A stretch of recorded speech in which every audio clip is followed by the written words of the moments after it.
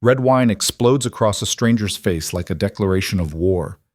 300 smartphones snap upward in unison, their cameras hungry, their owners frozen between shock and spectacle. Miranda Wexler's laughter cuts through the stunned silence of Chicago's most exclusive charity gala, sharp, cruel, utterly confident. "Trash doesn't drink champagne," she announces to the glittering crowd, her voice carrying the weight of someone who's never been told no. She snaps her fingers at security with the casual brutality of inherited power. "Get him out of my event." The stranger stands perfectly still, wine dripping from his jaw onto his ruined white shirt, but his eyes, dark, measuring, absolutely calm, never leave her face. He doesn't beg, doesn't explain, doesn't even wipe his face. He just watches, like he's counting something, like he's already 3 moves ahead. What Miranda Wexler doesn't know, what she won't understand until it's far too late, is that she just humiliated the one man who could destroy everything she's ever known. If you want to see how a single moment of cruelty can dismantle an empire, stay with me until the end. And drop a comment with your city. I want to see how far this story travels. The Regency Grand Ballroom shimmered like a fever dream of wealth. Crystal chandeliers the size of compact cars hung from gilded ceilings, each one worth more than most people earned in a year. The marble floors gleamed under the feet of Chicago's elite, politicians in bespoke Italian suits, tech moguls with calculated smiles, socialites whose jewelry could fund entire school districts. The air smelled of money, expensive perfume, fresh orchids flown in from Ecuador, and the particular musk of power concentrated in one room. Miranda Wexler moved through this world like she owned it. In many ways, she did. At 38, she'd climbed from junior marketing associate to chief marketing officer of Wexler Development Group through a combination of strategic marriages, ruthless networking, and an almost supernatural ability to sense weakness in others. Tonight, she wore a crimson gown that cost more than her first car, her blonde hair swept into an elegant chignon that had required 2 hours and a celebrity stylist. Diamond earrings caught the light with every turn of her head, anniversary gifts from her husband Graham, purchased with company funds neither of them acknowledged out loud. "This is what success looks like," she murmured to Sloane Pierce, her director of public relations and closest approximation of a friend. Sloane stood beside her in emerald silk, her sharp features arranged in the perpetual half-smile of someone cataloging everyone else's flaws. Divine," Sloane agreed, sipping Dom Perignon from a flute that had been refilled 4 times in the past hour. "Though, did you see Senator Hayworth's wife? That dress is from last season." Last season. She said it like a diagnosis of terminal illness. Miranda's laugh was bright and cold. "Eleanor Hayworth has always had more ambition than taste. It's why Richard keeps her on such a short leash." They were holding court near the silent auction tables, where bids for Caribbean vacations and courtside Bulls seats climbed into 5 figures. Around them, Chicago's power structure engaged in the delicate dance of networking, conversations that appeared casual but determined careers, fortunes, futures. This was the annual Horizon Foundation Gala, ostensibly benefiting underprivileged youth programs, though most attendees couldn't name a single child who'd benefited from their tax-deductible generosity. Miranda didn't particularly care about the foundation's mission. What mattered was the guest list, the photo opportunities, and most critically, the deals that happened in the margins. Tonight was especially important. Wexler Development Group needed to announce a major partnership within the quarter, or the whispers about their financial instability would become roars. Her father-in-law Warren had been clear. "Make this night count, Miranda. We need wins, not just appearances." She delivered. The venue was perfect, the press coverage secured, the right people in attendance. Everything was proceeding exactly according to plan. Until she saw him. The man appeared near the north entrance like a glitch in the matrix of wealth, everything about him slightly off-key. He wore a suit, yes, but it was charcoal gray when everyone else wore black. His white shirt was crisp but unremarkable. No designer label visible, no ostentatious watch catching the light, no cluster of important people validating his presence. He moved with quiet purpose toward the main ballroom, alone, carrying nothing but a simple envelope. Miranda's eyes narrowed. She knew everyone who mattered in this room. She'd personally approved the final guest list, had her assistant verify every invitation twice. This man was nobody she recognized, which meant he was either spectacularly unimportant or had somehow slipped through her carefully constructed defenses. Both possibilities irritated her. "Sloane," she said quietly, her smile never wavering. "Who is that?" Sloane followed her gaze, her expression shifting to mild confusion. "No idea. Want me to have someone check?" "No." Miranda's voice carried an edge now. "I'll handle it myself." She crossed the ballroom with the confidence of someone accustomed to being obeyed, Sloane trailing in her wake like a loyal shadow. The man had stopped near the registration table, speaking quietly to one of the event coordinators, a nervous young woman named Jessica, who'd been hired specifically because she said yes to everything. Miranda arrived with a smile that didn't reach her eyes. "Excuse me," she said, her voice carrying just enough volume to attract attention from nearby guests. "I don't believe we've met." The man turned to face her, and for a moment Miranda felt something unexpected, a flicker of uncertainty. His face was unremarkable but compelling, strong jaw, dark eyes that seemed to take in everything without judgment, the kind of calm that came from genuine confidence rather than performance. He was perhaps 40, with the beginning of silver at his temples and hands that showed evidence of actual work. "Adrian Vega," he said simply, extending a hand. Miranda ignored it.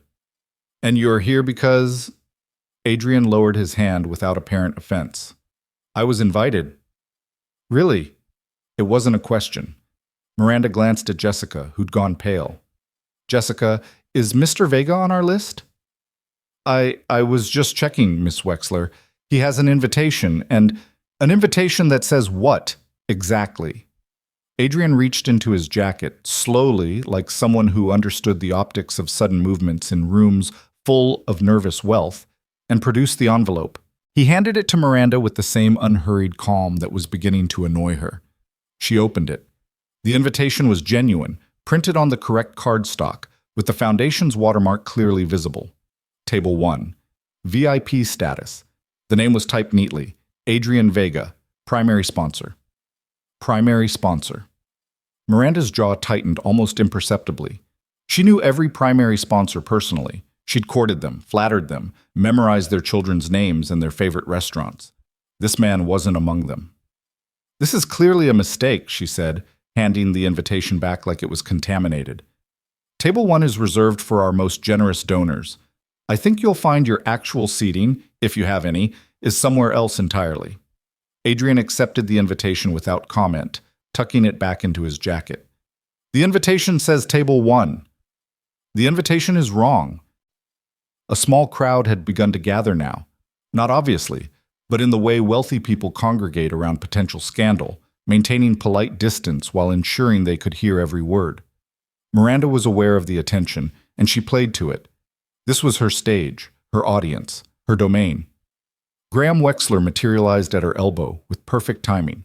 Her husband had a gift for sensing when Miranda needed backup, not because he was particularly perceptive, but because he'd learned early in their marriage that aligning with her moods was easier than opposing them. At 42, he'd achieved the CFO position at his father's company through a combination of nepotism and risk-averse financial management that Warren tolerated rather than celebrated. "Problem, darling?" Graham asked, his hand settling possessively on Miranda's waist. "This gentleman seems confused about his seating arrangement," Miranda said sweetly. "He believes he's a primary sponsor." Graham's expression shifted to practiced concern.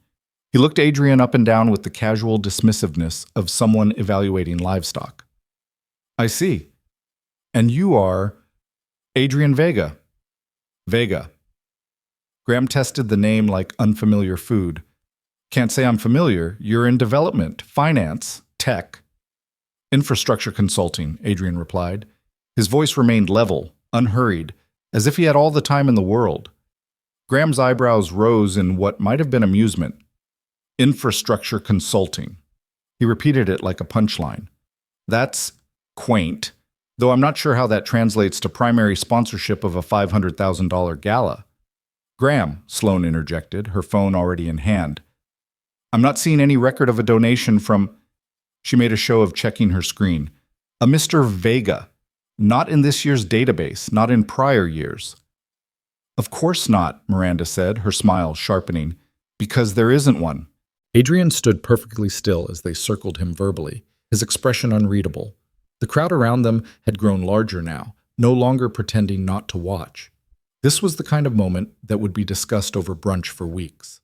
The nobody who'd crashed the Horizon Gala, the social climber who'd somehow obtained a fake invitation. You know what I think? Miranda continued, her voice carrying to the assembled witnesses.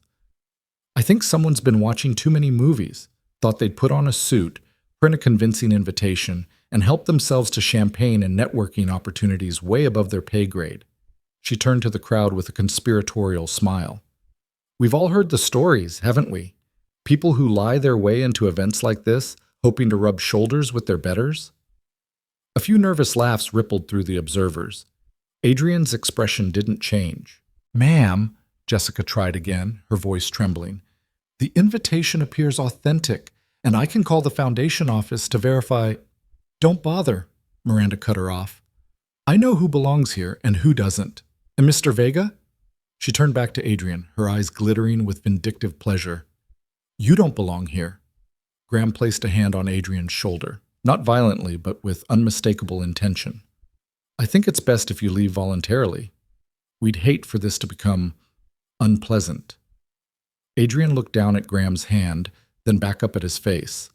When he spoke, his voice was quiet enough that people leaned in to hear it. I'd prefer to stay. I'm sure you would, Miranda said. Unfortunately, you don't get to make that choice. She snapped her fingers. An actual snap, like summoning a dog, and 2 security guards materialized from the perimeter. They were professionals, ex-cops who worked high-end events, skilled at removing problems without creating scenes. They approached Adrian with the practiced caution of men who dealt with everything from drunks to activists. This man is trespassing, Miranda announced, loud enough for everyone to hear. Please escort him out immediately. The first guard, a thick-necked man whose name tag read Morrison, stepped forward carefully. Sir, I'm going to need you to come with me. Adrian didn't move. I have an invitation. Sir, Morrison repeated, his hand moving toward Adrian's elbow. We can do this the easy way, or... What happened next would be replayed on 300 smartphones before the night ended.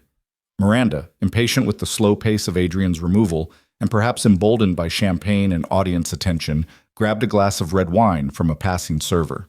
In one fluid motion, practiced, deliberate, theatrical, she hurled the contents directly into Adrian's face. The wine hit him like a crimson explosion. It soaked his hair, ran down his face in dark rivulets, splashed across his white shirt in spreading blooms of color. The crowd gasped collectively. Phones rose like a forest of glass and light, cameras already recording. Trash doesn't drink champagne, Miranda declared, her voice ringing with triumph and contempt. She turned to Morrison, who stood frozen in shock. Get him. Out. Adrian stood perfectly still. Wine dripped from his chin onto the marble floor, each drop a small, spreading stain. He didn't wipe his face, didn't shout, didn't defend himself. He simply looked at Miranda with those dark, measuring eyes, and in that moment, something shifted in the room's atmosphere. Something most people wouldn't recognize until much later. He was counting, calculating, recording every face, every phone, every witness to what had just happened. Let's go, Morrison said quietly, his hand finally closing on Adrian's arm. The second guard took the other side, and together they began walking Adrian toward the exit. He didn't resist, didn't struggle. He walked between them with the same unhurried calm he'd shown since arriving, as if being publicly humiliated and forcibly removed was simply another item on his evening's agenda. The crowd parted for them. Conversations resumed in hushed tones. Phones remained raised, capturing every angle of Adrian's departure. The wine-stained stranger being marched out of Chicago's most exclusive gala, while Miranda Wexler watched with satisfied triumph. Sloane leaned close to Miranda. Jesus Christ, that was intense. That was necessary, Miranda corrected, accepting a fresh champagne flute from a server who appeared as if summoned. People like that need to understand there are consequences for trying to infiltrate spaces they don't belong in. Consider it a public service. Graham chuckled, though his laugh sounded slightly strained. Remind me never to crash one of your parties, darling. You couldn't afford the cover charge, Miranda shot back, and the cluster of nearby guests laughed dutifully. But as the moment's adrenaline faded, as the crowd's attention shifted back to safer conversations about real estate and golf handicaps, Miranda felt something unexpected, a small, nagging discomfort. It was nothing she could name, nothing she would acknowledge to Sloane or Graham or anyone else. But Adrian Vega's face, calm, unsurprised, almost patient as wine dripped from his hair, lingered in her mind like an unanswered question. She pushed the feeling aside. She'd dealt with social climbers before, with people who thought a nice suit and a fake invitation could buy them access to her world. They always learned the same lesson: power wasn't about appearances. It was about who could wield consequences, who controlled the room, who got to decide who belonged and who didn't. Miranda Wexler had been deciding who belonged for her entire adult life. One wine-soaked stranger wasn't going to change that. In the security office 3 floors below the ballroom, Adrian Vega sat in a plastic chair and waited. The office was institutional and fluorescent lit, a stark contrast to the opulence upstairs.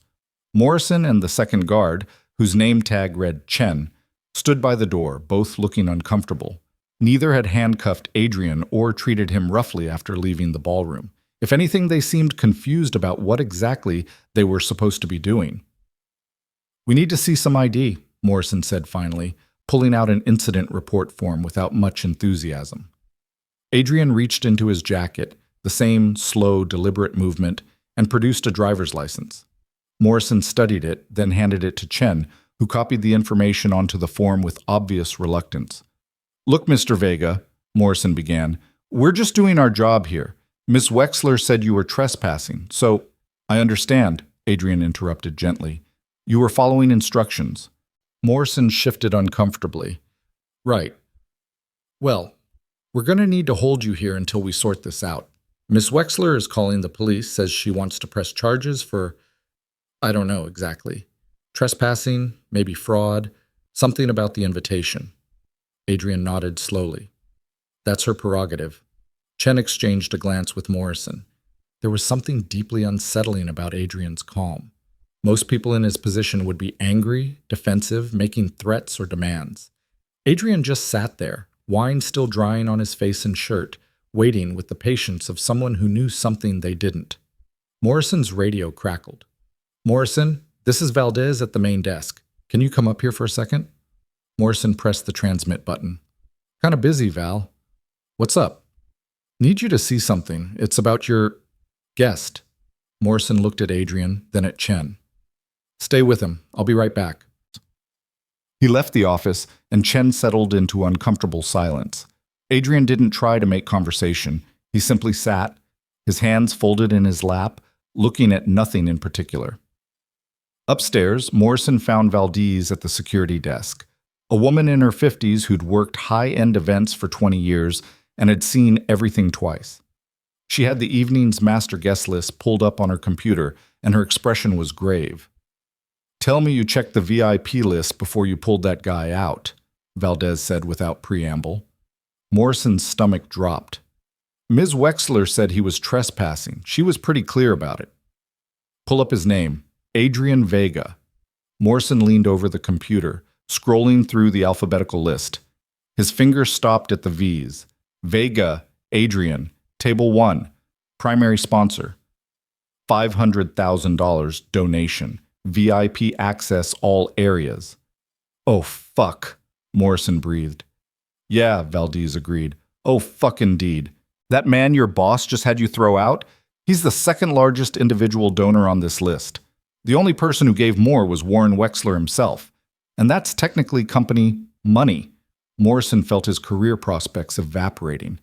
"But Ms. Wexler said—" "I don't care what Ms. Wexler said. She just had security forcibly remove a $500,000 donor from a charity event after throwing wine in his face, in front of 300 witnesses with cameras." Valdez pulled up her phone, tapping through to Twitter. "Want to see how fast this is spreading?" She showed him the screen. The video was everywhere, multiple angles, already retweeted thousands of times. Winegate was trending. So was #Wexler Gala. The comments were brutal, ranging from shock to outrage to mocking glee at Miranda's apparent comeuppance. Morrison's radio crackled again. This time it was Chen. "Morrison, you need to get back here. Now." Morrison ran. Masbas. In the security office, Adrian's phone had rung. Not a text or email, but an actual voice call. Rare enough in the age of digital communication that both Adrian and Chen had looked at the device with mild surprise. Adrian answered it calmly, putting it on speaker at Chen's gestured request. "Adrian." The voice was male, older, strained with emotion that sounded like a mixture of fury and panic. "Tell me you're not at the Horizon Gala." Adrian's expression didn't change. "I'm at the Horizon Gala." Jesus Christ. A long pause. "Are you in the building? Are you safe?" "I'm in the security office." "I'm fine, Warren." Chen's eyes went wide.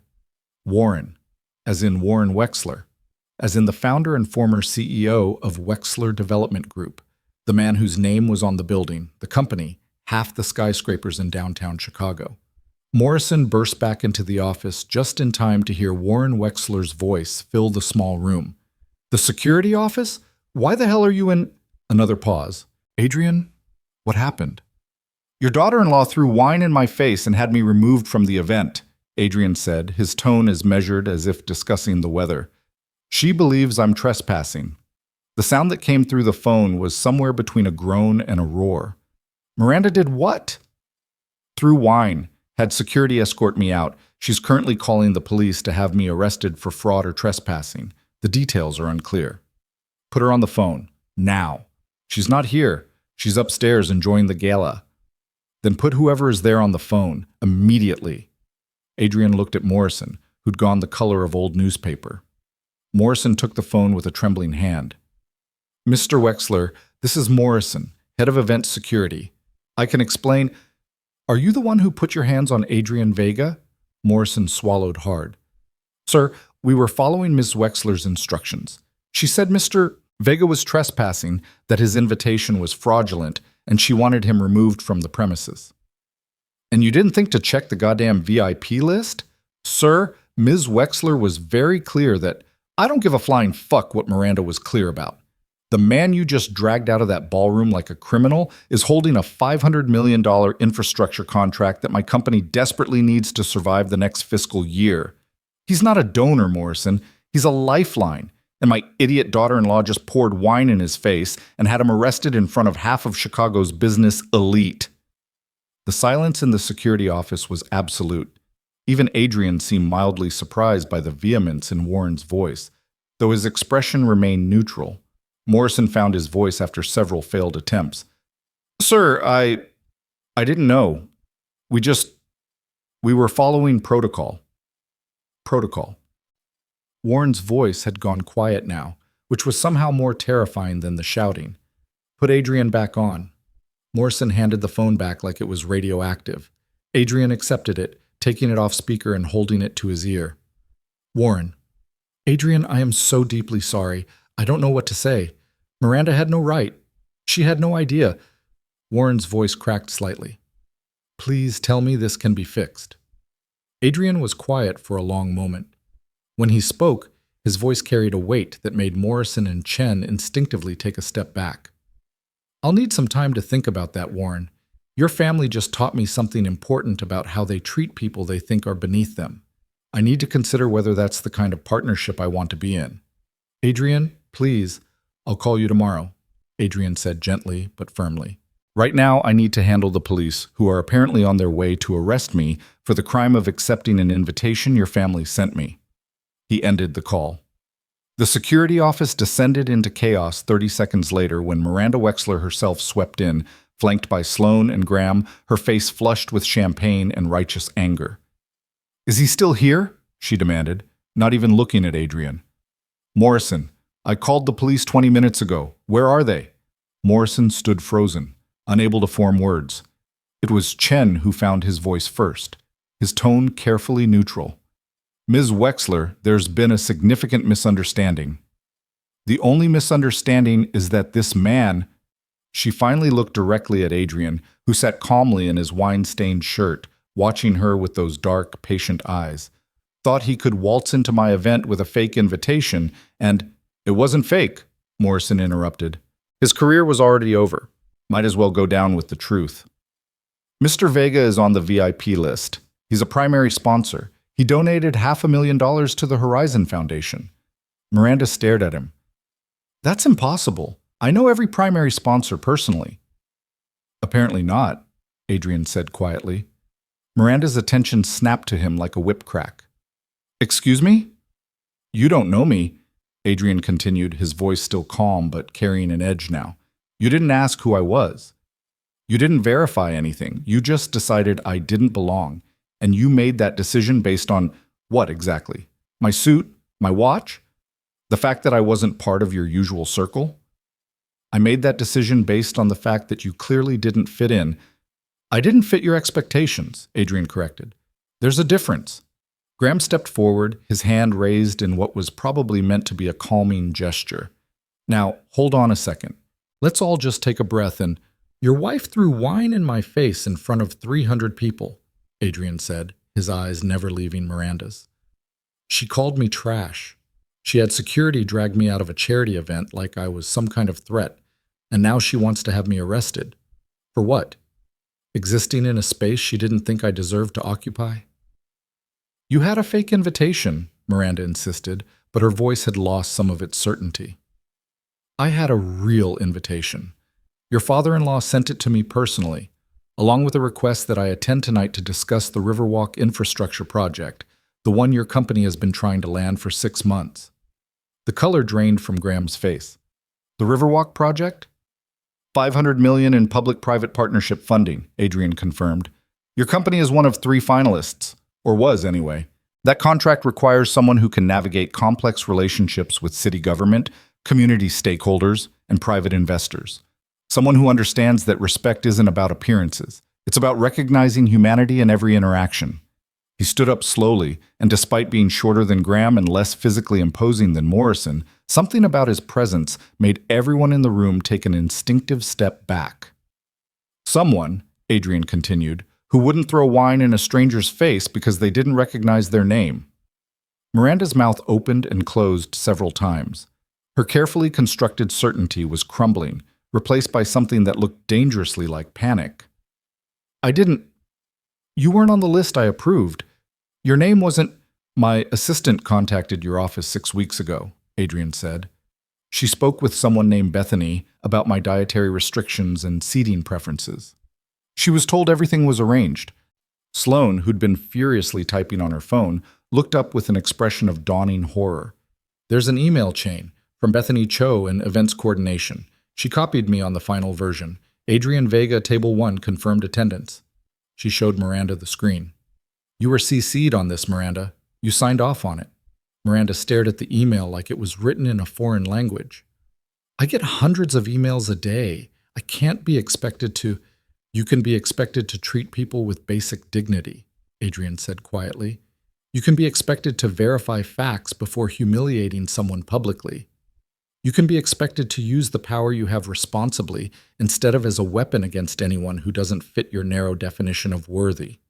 The sound of approaching sirens cut through the tension. Miranda had called the police, and the police were coming, but not for the reason she'd intended. Adrian picked up his jacket from the back of the chair, shaking it out carefully. Wine had splattered across one shoulder, leaving dark stains in the gray fabric. He looked at it for a moment, then at Miranda. I'm going to press charges, he said simply. Not because I care about a ruined shirt or public embarrassment, but because someone needs to establish that this behavior has consequences. That you can't just do this to people. Press charges? Miranda's voice rose sharply. For what? I didn't do anything illegal? Assault, actually, Chen spoke up, and everyone turned to look at him in surprise. The younger guard cleared his throat, uncomfortable with the attention, but committed to the truth. Throwing a drink in someone's face can be considered assault in Illinois, especially if it's done with intent to humiliate or harm, which was pretty clearly captured on about 300 phones. That's insane, Graham sputtered. It was just wine. It was a gesture. It was assault witnessed by hundreds of people and documented from multiple angles, Adrian said. Your wife weaponized her social position and your family's reputation to publicly humiliate someone she perceived as inferior. That has a legal definition, and it has consequences. Two Chicago police officers appeared in the doorway, a woman in her 40s with sergeant's stripes and a younger male officer who looked barely out of the academy. Both looked confused about why they'd been called to one of the city's most expensive hotels. We got a report of trespassing and possible fraud, the sergeant said, looking around the room. Miranda stepped forward immediately, her composure reasserting itself with visible effort. Yes, officer, this man, she gestured at Adrian, gained access to a private event with fraudulent credentials. He's been removed from the premises, but I want him arrested and charged. The sergeant looked at Adrian, taking in the wine-stained shirt and calm demeanor. Sir, do you have identification? Adrian handed over his license without comment. The sergeant studied it, then looked at Morrison. Is there actually evidence of fraud or trespassing? Morrison looked physically pained. No, ma'am. Mr. Vega had a legitimate invitation. He's on the VIP list as a primary sponsor. Then why was he removed? The silence stretched uncomfortably. The sergeant's eyes moved from Morrison to Miranda to Adrian, her expression shifting from confusion to understanding. Let me guess, she said. Someone thought he didn't belong, and now we're here. It was a misunderstanding, Graham tried weakly. It was assault, Adrian corrected. Ms. Wexler threw wine in my face and had me forcibly removed from an event I was invited to attend. There are several hundred witnesses and extensive video documentation. The sergeant's eyebrows rose. She looked at her partner, who was already pulling out his phone and scrolling through Twitter. His expression confirmed what Adrian had said. Ms. Wexler, the sergeant said carefully, did you throw a drink at this man? It was red wine, and it was because he was disrupting the event. Ma'am, I need a yes or no answer. Did you throw a drink at Mr. Vega? Miranda's jaw clenched. Yes, and did you then have him removed from the premises, despite him having a valid invitation? He didn't belong there. The words burst out of Miranda before she could stop them. Look at him. Look at his suit, his everything. We work for years to build these relationships, to create these spaces, and people like him think they can just show up and... She stopped, finally hearing herself, finally understanding how it sounded. But it was too late. The sergeant's expression had gone cold. Mr. Vega, do you want to press charges? Yes, Adrian said quietly. For assault and for filing a false police report, since Ms. Wexler called you here claiming I'd committed crimes I didn't commit. You can't be serious, Graham said, his voice rising. Do you have any idea who we are? What our family has done for this city? I know exactly who you are, Adrian replied. That's why this matters. The sergeant pulled out her notepad. Mr. Vega, I'll need a statement from you. Ms. Wexler, I strongly suggest you contact an attorney. Officer Davis, start getting contact information from witnesses. This is ridiculous, Miranda hissed, but the confidence had drained from her voice. You're going to believe him over me? Over my family? I'm going to believe the evidence, ma'am. And from what I'm seeing on social media right now, the evidence is pretty clear. The sergeant showed Miranda her phone screen, where the video of wine exploding across Adrian's face played on repeat. Miranda stared at it, watching herself laugh, watching herself call Adrian trash, watching the moment that was supposed to be her triumph turn into something else entirely. Comments scrolled past beneath the video. Imagine being this entitled. Rich people really think they can do whatever they want. Hope he sues her into the ground. Anyone know who the guy in the suit is? Someone find him and get his story. Sloane was furiously typing, her PR instincts kicking into overdrive despite the chaos. We need to get ahead of this. We need a statement. Miranda, stop talking to the police without an attorney. But Miranda wasn't listening. She was staring at Adrian, and for the first time since the encounter began, she seemed to actually see him. Not as an intruder or imposter, not as someone beneath her notice, but as a human being she'd just catastrophically misjudged. Who are you? She whispered. Adrian slipped his jacket on carefully, adjusting the collar despite the wine stains. I'm someone who thought your family's company might be worth partnering with. Someone who believed in the project Warren pitched to me 6 months ago, revitalizing the Riverwalk, creating jobs, building infrastructure that would serve this city for generations. He met her eyes directly. I'm someone you decided wasn't worth basic respect. And now I'm someone who's going to make very sure you understand why that was a mistake. He turned to the sergeant. I'll wait wherever you need me to complete the statement. Mr. Morrison can show you to a private office, the sergeant said. We'll take this step by step. As Adrian left with Morrison, the security office erupted into barely controlled chaos. Sloan was on her phone with the company's legal team. Graham was pacing, running his hands through his hair. Miranda stood frozen, her world tilting on its axis. Outside in the ballroom 3 floors up, the gala was coming apart at the seams. Word had spread about what was happening in the security office. Videos were being shared, retweeted, analyzed. Journalists who'd been covering the event as society news were pivoting to scandal. The hashtag #Winegate had hit the top 10 trending topics nationally. And in a quiet office where Morrison had set him up with water and apologetic towels, Adrian Vega sat down, pulled out his phone, and began documenting everything that had happened with the methodical precision of someone who'd been preparing for exactly this moment his entire professional life. Because Adrian Vega hadn't crashed the gala. He hadn't faked an invitation or social climbed his way into a world that didn't want him. He'd walked into that ballroom as one of the most influential infrastructure consultants in the Midwest, a man who'd built his reputation on integrity, competence, and the quiet power that came from actually delivering results instead of just performing success. He'd come at Warren Wexler's personal request to discuss a partnership that could define both their legacies. And Miranda Wexler had thrown wine in his face because she thought his suit wasn't expensive enough. The consequences of that decision were only beginning to unfold. But they would unfold completely, comprehensively, and with the full weight of documentation, witnesses, and a legal system that, occasionally, unexpectedly, actually cared about whether powerful people could humiliate others without repercussion.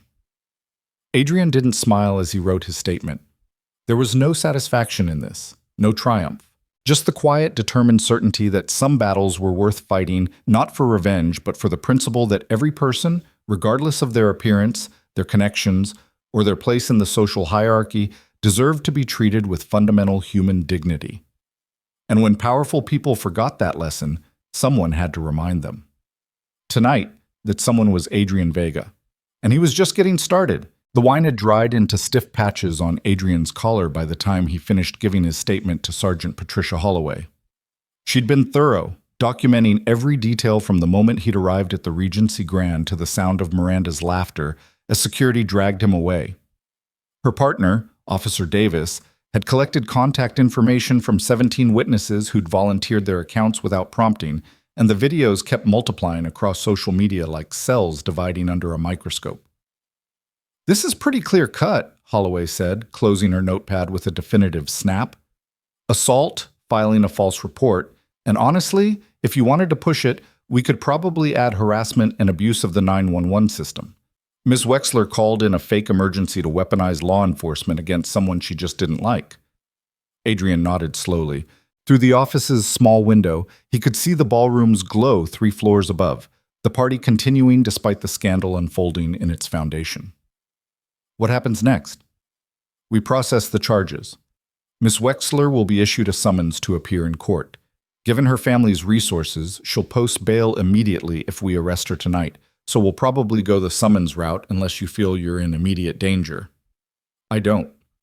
Holloway studied him with the careful assessment of someone who'd spent 20 years distinguishing between people seeking justice and people seeking revenge. Can I ask you something off the record? Of course. Why press charges? I'm not saying you shouldn't. God knows you have every right. But people with your resources usually handle this kind of thing through lawyers and settlements, quietly. This is going to be very public, very messy, and the Wexlers will come at you with everything they have. Adrian looked down at his ruined shirt, then back up at Holloway. Because quiet settlements mean nothing changes. Miranda Wexler will write a check, sign an NDA, and walk away believing the only consequence of cruelty is the inconvenience of paying for it. 6 months from now, she'll do this to someone else Someone who doesn't have resources or documentation or 300 witnesses, and that person will have nowhere to go. So this is about precedent. This is about accountability. Adrian's voice remained calm, but something in it made Holloway sit up straighter. I've spent 15 years watching powerful people treat workers, contractors, and anyone they consider beneath them like disposable objects. I've watched them mock, demean, and discard human beings because they could, because nobody stopped them, because the systems that should protect people protect power instead. He paused. Tonight, I have the resources and the evidence to actually do something about it, so I'm going to. Holloway was quiet for a moment, then she extended her hand. I hope you know what you're getting into, Mr. Vega. I do, Adrian said, shaking it firmly. That's why I'm doing it. 20 minutes later, Adrian walked out of the Regency Grand through a service exit Morrison had quietly suggested. The main entrance had become a circus. News vans, photographers, society bloggers who'd picked up the story and descended like locusts sensing blood. Morrison had apologized 3 more times, his career anxiety palpable, and Adrian had told him the truth. You were following orders, I understand that, but next time someone tells you to remove a person, maybe check the list first. The November air hit Adrian's face like cold clarity. Chicago's downtown glittered around him, steel and glass monuments to wealth built on the backs of people whose names nobody remembered. He'd parked 6 blocks away, unwilling to surrender his keys to valet staff, who might have been instructed to lose them or delay their return. The walk gave him time to think, to process what had just happened, to consider the machinery he'd just set in motion. His phone had been vibrating continuously. He pulled it out now, scrolling through notifications. 63 missed calls, over 200 texts. His assistant Jennifer had sent 15 increasingly frantic messages. His business partner Marcus had called 7 times and finally resorted to all-caps texting. What the hell is happening in Chicago? But it was the email waiting at the top of his inbox that made Adrian stop walking. From Warren Wexler. Subject, please call me. Sent, 9:47 p.m. The message was simple. Adrian, I need to speak with you. Tonight, if possible. I'm at the office. Please. Adrian stood on the corner of Michigan Avenue and watched taxis stream past like schools of yellow fish. Warren Wexler had been many things over the years. A mentor, a colleague, occasionally an opponent when their companies competed for the same contracts. But always, underneath the business relationship, there had been respect. Warren built things, real things, bridges and transit systems, and infrastructure that served communities instead of just generating profit. He'd started Wexler Development Group 40 years ago with a civil engineering degree and a belief that construction could be about more than just pouring concrete. Adrian dialed. Warren answered before the first ring finished. Adrian, thank God. Warren, where are you? Are you safe? Have the police? I'm fine. I gave my statement. I'm pressing charges. The silence on the other end stretched long enough that Adrian wondered if the call had dropped. Then Warren's voice came back, heavy with something that sounded like grief. I understand. Do you? My daughter-in-law assaulted you at a charity event in front of half of Chicago's business community because she decided you weren't important enough to verify. Yes, Adrian, I understand why you're pressing charges. I'd do the same thing. Adrian started walking again, his footsteps echoing off the concrete. The Riverwalk project is dead, Warren finished. I know. I'm not calling to ask you to reconsider the contract. I'm calling to apologize, personally. Not as the founder of WDG, not as Miranda's father-in-law, but as someone who invited you into a situation where you were humiliated and assaulted. I'm sorry, Adrian. Deeply, truly sorry. The words landed with unexpected weight. Adrian had prepared himself for negotiation, for attempts to salvage the business relationship, for the careful dance of corporate damage control. Raw, honest apology wasn't what he'd expected. I appreciate that, Adrian said carefully. I'm not going to make excuses for her. Miranda has always had a blind spot about power, about who deserves respect and who doesn't. I've watched her treat service staff, contractors, junior employees like they're invisible unless she needs something from them. I told myself it was just her way, that her results justified the methodology, that I couldn't micromanage every interaction. Warren's voice cracked slightly. I was wrong. I enabled this. I created an environment where cruelty was tolerated as long as it was directed downward. Adrian reached his car, a 5-year-old Honda Accord that had earned him several confused looks from valet staff over the years. He unlocked it, but didn't get in, leaning against the driver's side door instead. What are you going to do about it? I've suspended Miranda and Graham effective immediately, both of them, pending a full investigation into their conduct and any similar incidents that may have been buried or ignored. Sloane Pierce is also on administrative leave. She was complicit in the assault, encouraged it even, and she's the one who should have caught this before it happened. Warren took a shaky breath. I'm bringing in an outside firm to review our workplace culture, our HR practices, everything, and I'm requiring every member of the executive team to undergo training on, Christ, I don't even know what to call it, basic human decency, I suppose. Training won't fix this. I know, but it's a start. Adrian, can I ask you something? Yes. The videos that are spreading, do you know how many there are? Last I checked, someone had compiled 47 different angles into a single thread. It's been retweeted about 80,000 times. Warren made a sound somewhere between a laugh and a sob. 80,000. Jesus, do you know what I keep thinking about? 300 people watched my daughter-in-law throw wine in your face, and not one of them stopped her. Not one person said, hey, maybe we should verify this before we humiliate someone. They just watched. Some of them laughed. They pulled out their phones and they documented it, but nobody intervened. They didn't know me, Adrian said quietly. Why would they defend a stranger? Because it's the right thing to do.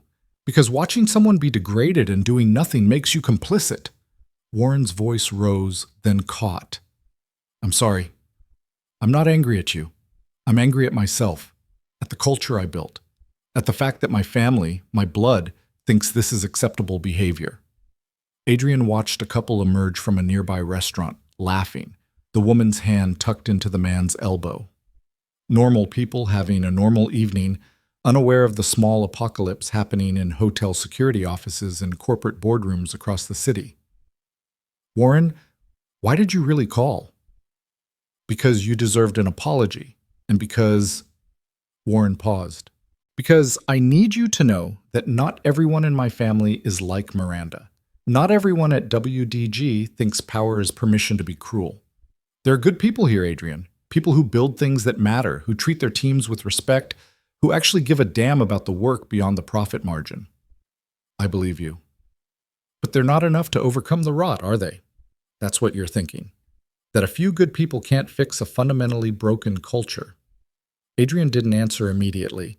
He thought about the infrastructure projects he'd consulted on over the years, the ones that succeeded and the ones that failed.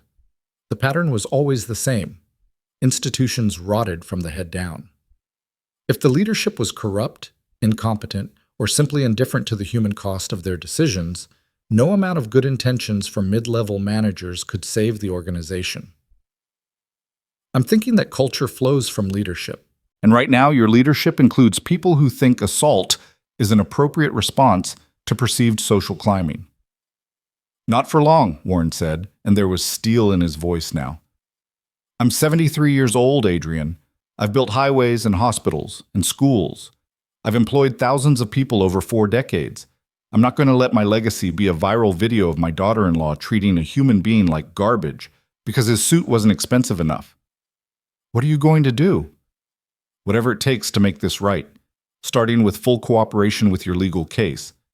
WDG will provide any documentation you need, any witnesses, any evidence. We will not fight you. We will not protect Miranda. If she broke the law, she faces the consequences. Adrian absorbed this. Corporate solidarity was real and powerful. Companies circled the wagons around executives accused of misconduct all the time, burying evidence under NDAs and settlements. Warren offering complete transparency was unprecedented. Your board won't like that. The board doesn't have a choice. I still control 51% of voting shares. They can complain all they want, but this is happening. Warren's voice softened. Adrian, I know I have no right to ask this, but I need to know. Is there any chance we can salvage the Riverwalk partnership? Not now, obviously.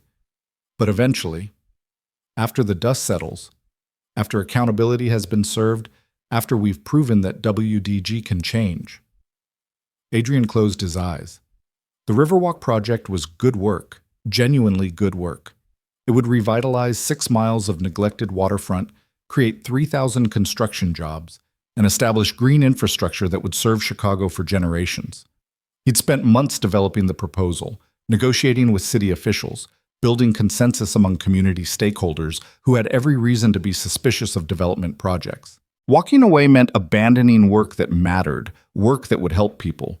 But working with the Wexlers meant accepting that cruelty could be overcome with apologies and process improvements. It meant believing that institutions could change fundamentally instead of just performing change while maintaining the same power structures underneath. I don't know, Adrian said honestly. Ask me in 6 months, after the trial, after I see whether your company actually follows through on everything you're promising right now. That's fair, Warren said quietly. More than fair. Thank you for even considering it. They talked for a few more minutes. Logistics, next steps. Warren's promise to keep Adrian updated on the internal investigation. When they finally hung up, Adrian sat in his car and let the exhaustion hit him. It was nearly 11. He'd been running on adrenaline for hours, but now, alone in the dark vehicle, with dried wine still stiff on his skin, the weight of what he'd set in motion settled over him like a physical thing. His phone buzzed again. Jennifer, his assistant, her message preview visible on the lock screen. Boss, everyone is calling. NYT wants a comment. Tribune, ABC, CNN. What do you want me to tell them? Adrian typed back, tell them I'll make a statement tomorrow. Tonight, I'm going home to shower. 3 dots appeared immediately. Then, want me to draft something? No, I'll write it myself. Okay. Are you all right? Adrian stared at the question. Was he all right? He'd been assaulted, humiliated, forcibly removed from an event by security guards who'd thought he was a threat. He'd spent an hour giving statements to police while the woman who'd attacked him stood 3 floors above him drinking champagne and celebrating her power. He'd just torpedoed a $500 million contract that had taken months to develop. He'd set himself up for a legal battle against one of Chicago's most prominent families, a battle that would consume weeks or months of his life and expose him to scrutiny, investigation, and probably vicious counterattacks. Was he all right? Yeah, he typed. I'm good. See you tomorrow.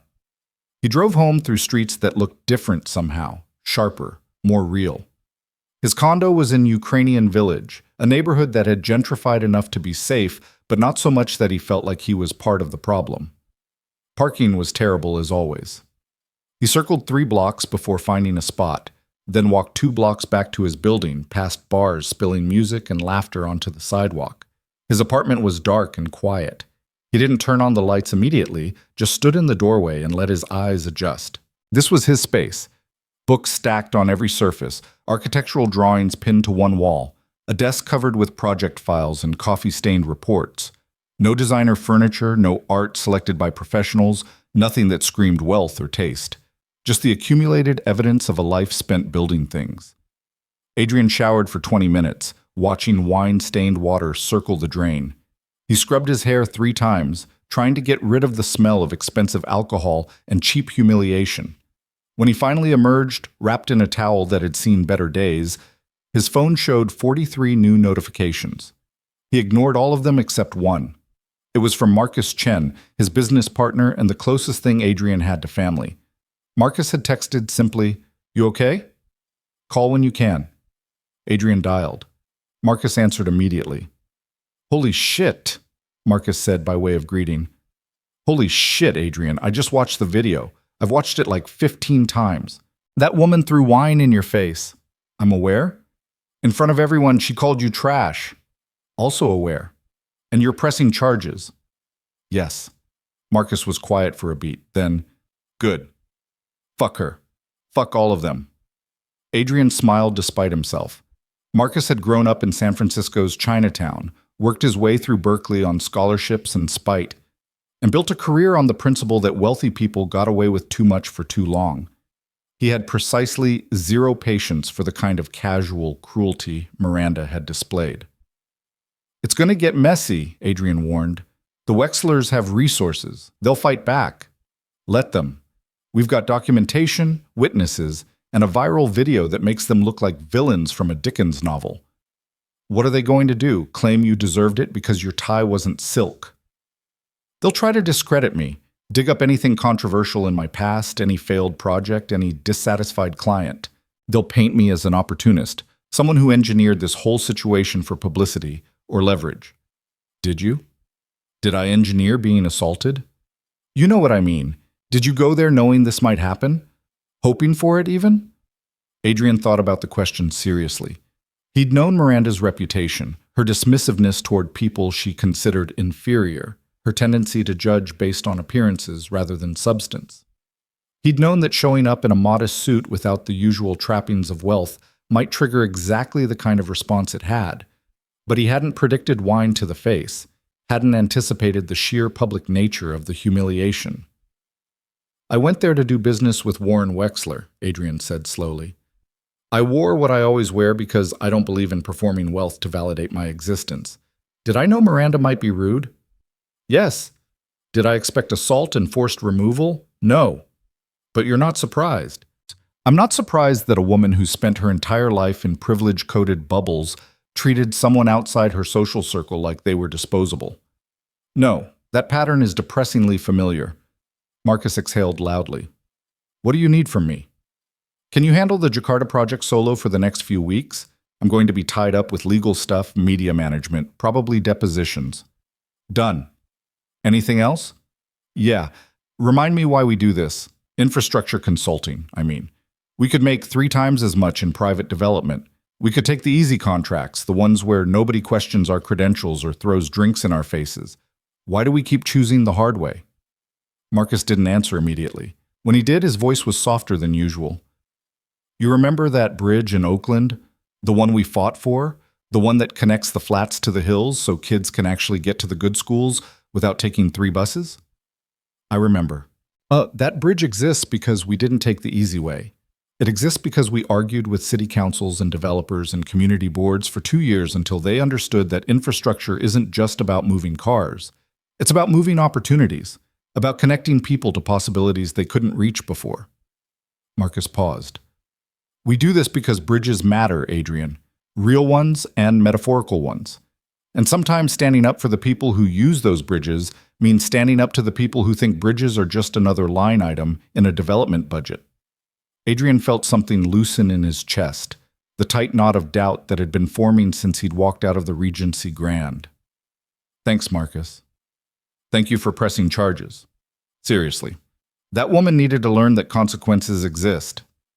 They talked for another 30 minutes about logistics, project timelines, the statement Adrian would need to make to the media.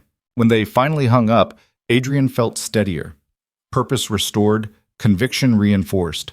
He spent the next hour reading through the videos and articles that had proliferated across the internet. The coverage was unanimous in its condemnation of Miranda, which should have been satisfying, but instead left Adrian vaguely uneasy. The internet's rage was fickle and performative. Today's viral villain was tomorrow's forgotten footnote. What mattered wasn't the temporary outrage, but the structural change that might come from it. At 1 a.m., Adrian finally sat down at his desk and began writing the statement he'd give to the media. He drafted and deleted 7 versions before settling on one that felt right. Tonight, I attended the Horizon Foundation Gala as an invited guest and primary sponsor. I was assaulted by Miranda Wexler, Chief Marketing Officer of Wexler Development Group, who threw wine in my face and had me forcibly removed from the event because she decided I didn't belong there. I'm pressing charges, not for revenge, but because powerful people need to understand that cruelty has consequences, regardless of their social position or family connections. I hope this case establishes a precedent that assault is assault, discrimination is discrimination, and wealth doesn't purchase immunity from accountability. To everyone who witnessed what happened and chose to document it rather than intervene, thank you.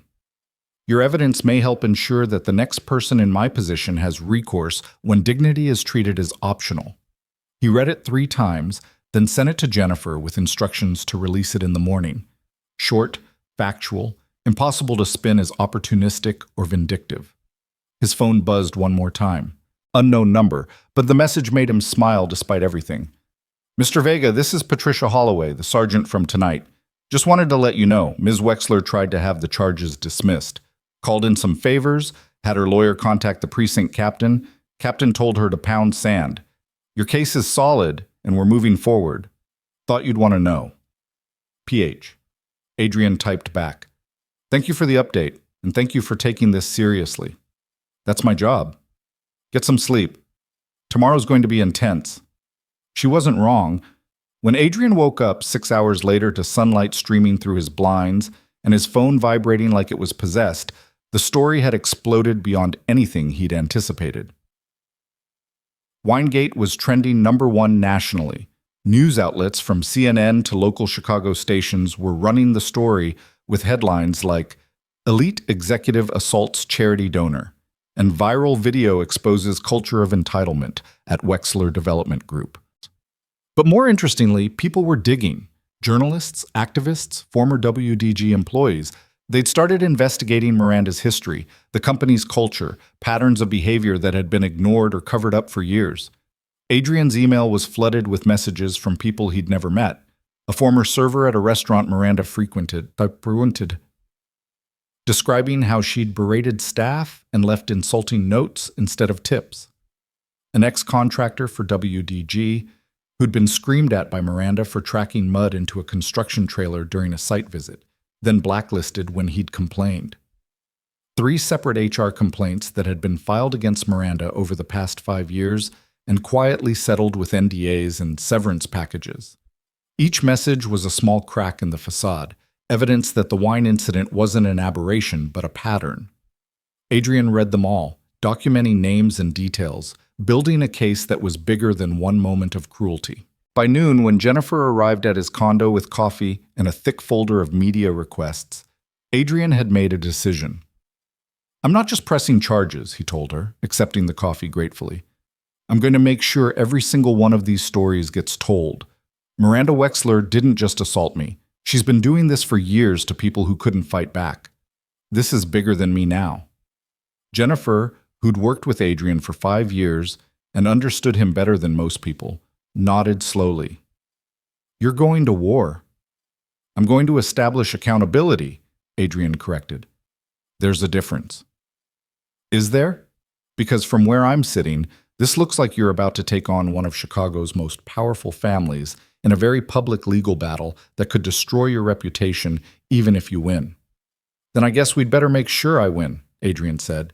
He meant it as confidence, but it came out sounding more like a prayer. What neither of them knew yet was that Miranda Wexler, cornered and furious, had already made her next move.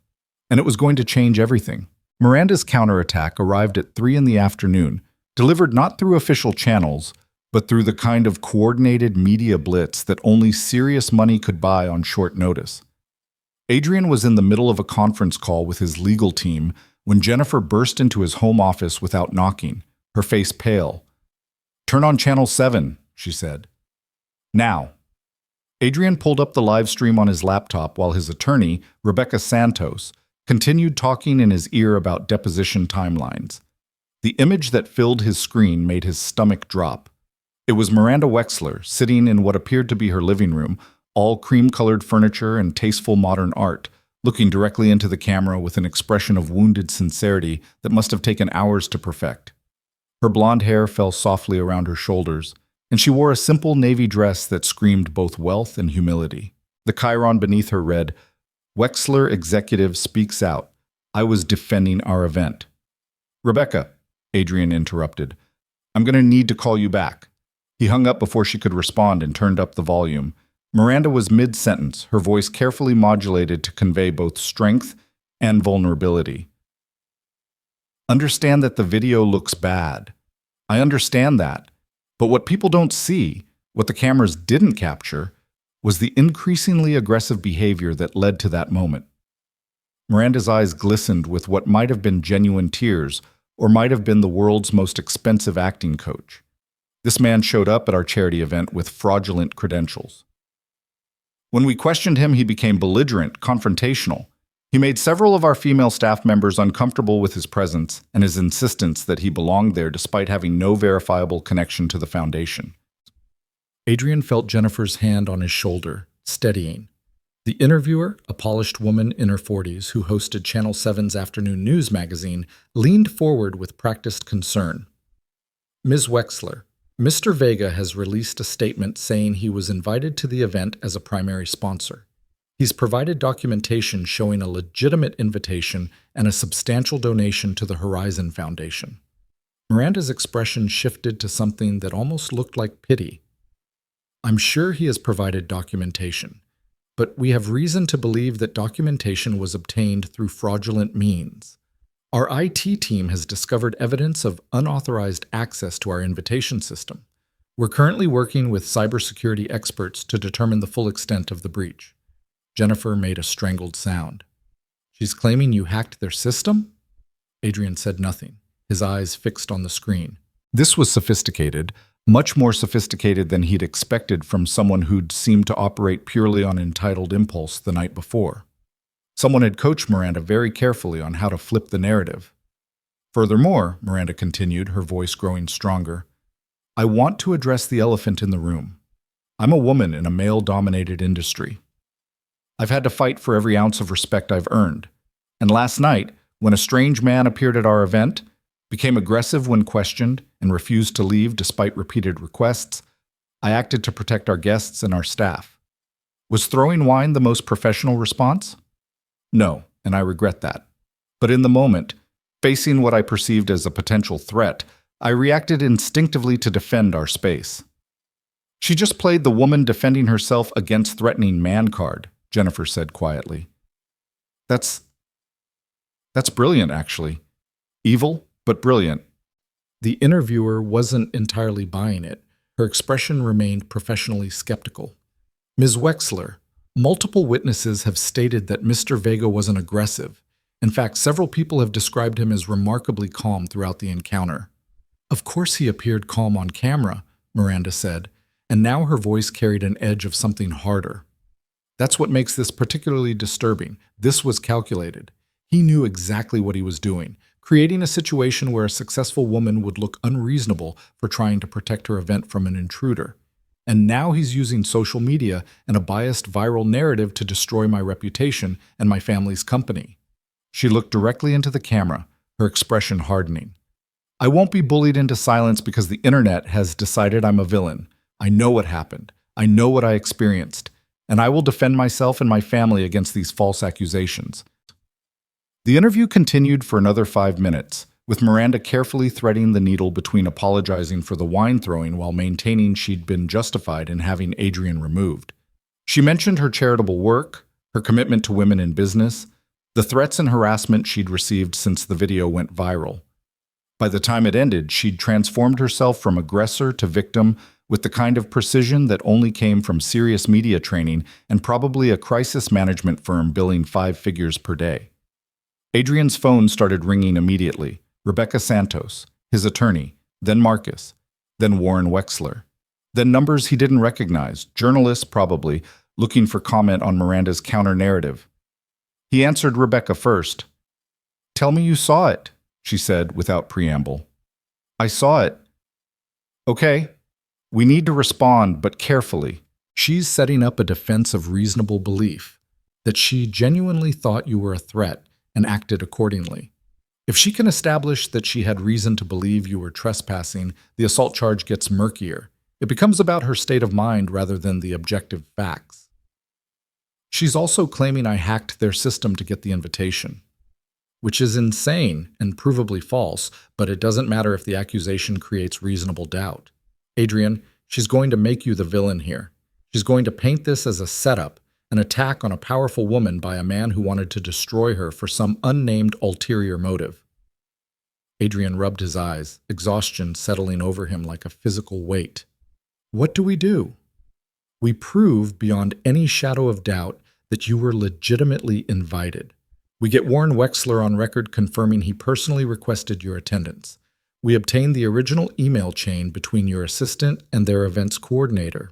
We document the donation trail showing your $500,000 sitting in the Horizon Foundation's account weeks before the gala, and we prepare for the fact that this is going to get much uglier before it gets better.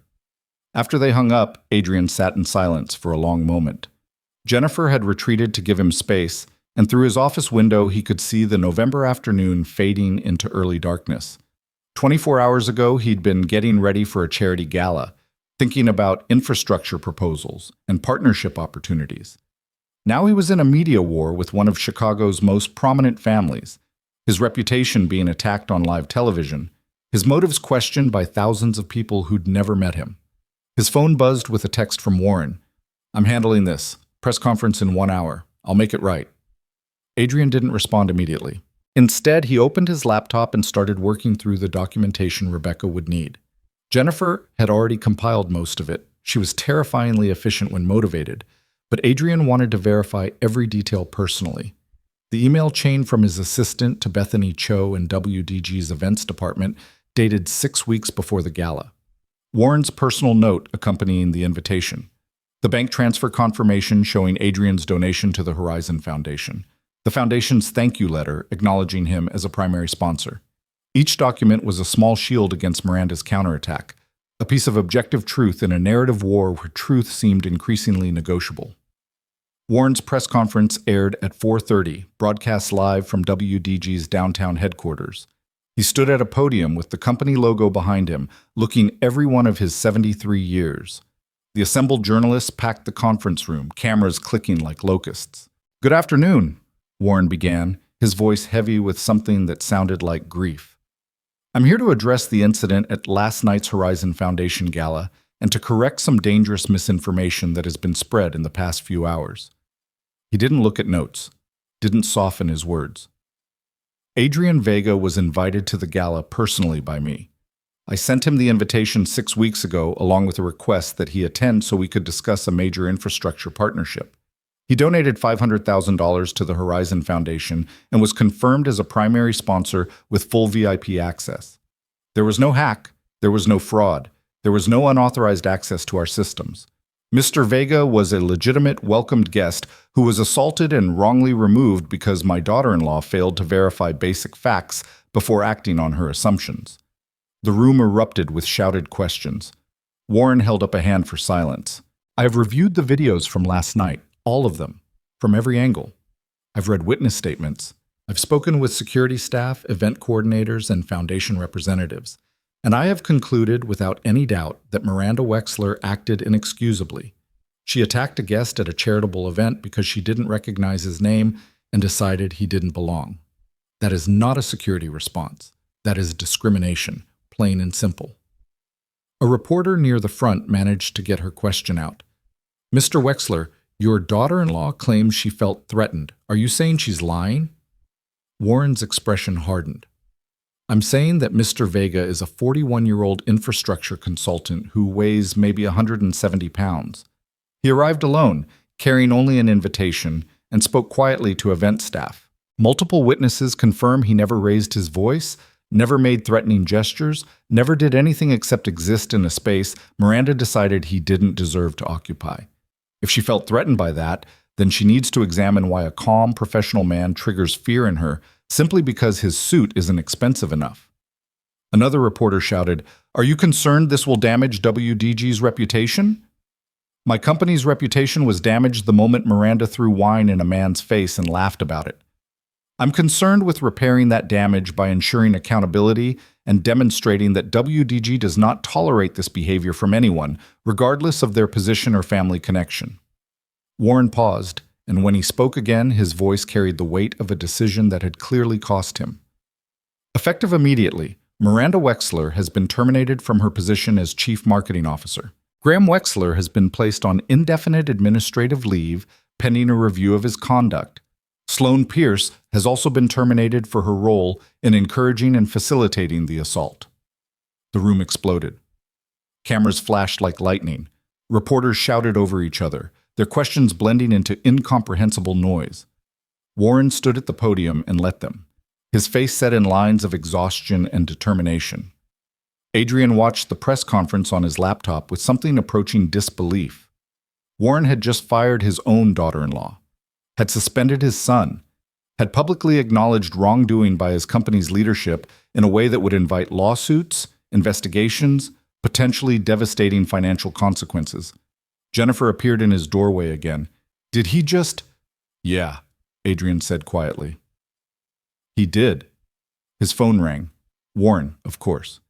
Did you see it? Warren asked.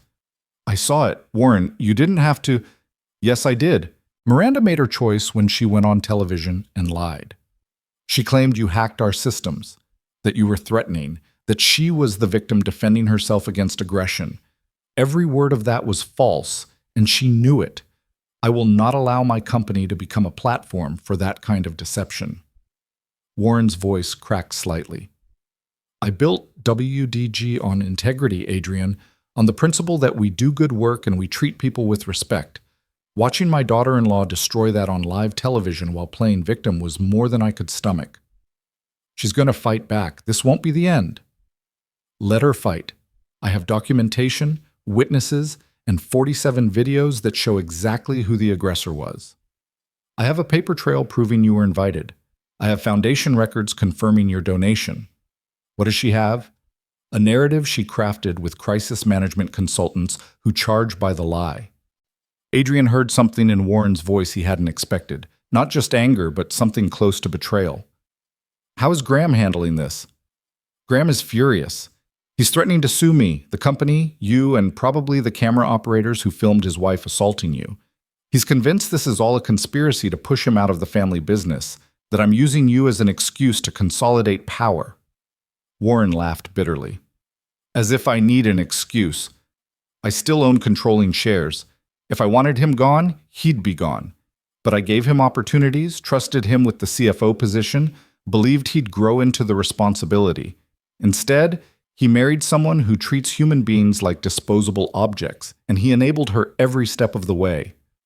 Warren, I'm sorry, you didn't call for family drama. I just wanted you to know that I meant what I said in the press conference. WDG is cooperating fully with your legal case. We're providing all documentation you need, and we're conducting an internal investigation into other incidents that may have been covered up or ignored over the years. If there are more victims, I want them found, and I want them compensated. After they hung up, Adrian sat in the growing darkness of his office and tried to process the cascade of consequences that had followed a single glass of wine. Miranda fired. Graham suspended. Warren publicly acknowledging his company's failures. The Riverwalk project almost certainly dead regardless of legal outcomes. And at the center of it all, Adrian himself, no longer just a victim of assault, but a catalyst for institutional implosion. His phone buzzed with a text from Marcus. Turn on CNN. Adrian switched channels and found himself looking at his own face. A professional headshot from his company website displayed next to images of the wine incident. A panel of commentators was dissecting the situation with the kind of passionate certainty that came from knowing very little about the actual facts. This is about class warfare, one panelist insisted, a woman in a red blazer who'd apparently been identified as a sociological expert. You have a working-class infrastructure consultant who dared to enter an elite space, and the gatekeepers responded with violence. Miranda Wexler's reaction wasn't about security or feeling threatened. It was about someone crossing invisible boundaries that the wealthy depend on to maintain their social hierarchy. But we can't ignore the fact that Vega is now pressing criminal charges, another panelist countered. This one a man with silver hair and a deep tan. That's vindictive. That's using the legal system as a weapon against someone who made a mistake in a stressful situation. Whatever happened to forgiveness? Whatever happened to accepting an apology and moving on? She didn't apologize, the first panelist shot back. She went on television and called him a liar and a hacker. That's not remorse. That's doubling down. Adrian closed the laptop. He couldn't watch anymore, couldn't stomach the way strangers were debating his motives, his character, his worthiness of defending his own dignity. The internet had decided he was either a working-class hero striking back against entitled wealth, or an opportunistic fraud using social media to destroy an innocent woman. There was no middle ground, no nuance, no acknowledgement that maybe, just maybe, this was simply about holding someone accountable for assault regardless of their social position. Jennifer brought him dinner around 7. Chinese takeout from his favorite place, the kind of comfort food that came in greasy white containers and tasted like normalcy. They ate in silence for a while, both of them scrolling through their phones, watching the story mutate and spread across social media platforms. "You've got support," Jennifer said finally, showing him her phone. "Look at this thread." It was from a hashtag Adrian hadn't seen yet. I stand with Adrian. Thousands of people sharing their own stories of being dismissed, demeaned, or discriminated against by wealthy people who'd decided they didn't belong. A black woman describing being followed through a high-end department store by security despite carrying shopping bags from that same store. A Latino man who'd been asked to show ID 3 times at a tech conference where he was a keynote speaker. A young woman in a wheelchair who'd been told she couldn't enter a restaurant because the staff assumed she couldn't afford it. Each story was a small echo of Adrian's experience, the casual cruelty of assumptions, the violence of being deemed unworthy based on appearance, the institutional indifference that protected the people doing the dismissing while punishing the people being dismissed. "This is bigger than you now," Jennifer said quietly. "You know that, right? People are seeing themselves in your story. They're seeing every time they were told they didn't belong, every time someone looked at them and decided they weren't good enough, smart enough, wealthy enough to deserve basic respect." Adrian read through the posts, his throat tight. He'd wanted accountability, wanted to establish precedent, wanted to prove that assault was assault regardless of who committed it. But he hadn't fully anticipated becoming a symbol, a focal point for decades of accumulated rage at class-based discrimination and the impunity of wealth. His phone rang again. Rebecca Santos calling after business hours, which meant something serious. "We have a problem," she said without greeting. "Of course we do." Miranda's legal team just filed a countersuit. They're claiming defamation, malicious prosecution, and intentional infliction of emotional distress. They're asking for $10 million in damages. Adrian set down his chopsticks carefully. "On what grounds?" "They're arguing that you knowingly created a false narrative to destroy Miranda's reputation. That you went to the gala specifically to provoke an incident you could weaponize. That you've used social media and sympathetic press to paint her as a villain when she was actually the victim of your manipulation." Rebecca's voice was tight with controlled anger. "It's garbage, but it's strategic garbage. They're trying to flip the script entirely, make you the aggressor and her the target. Can they win? Probably not.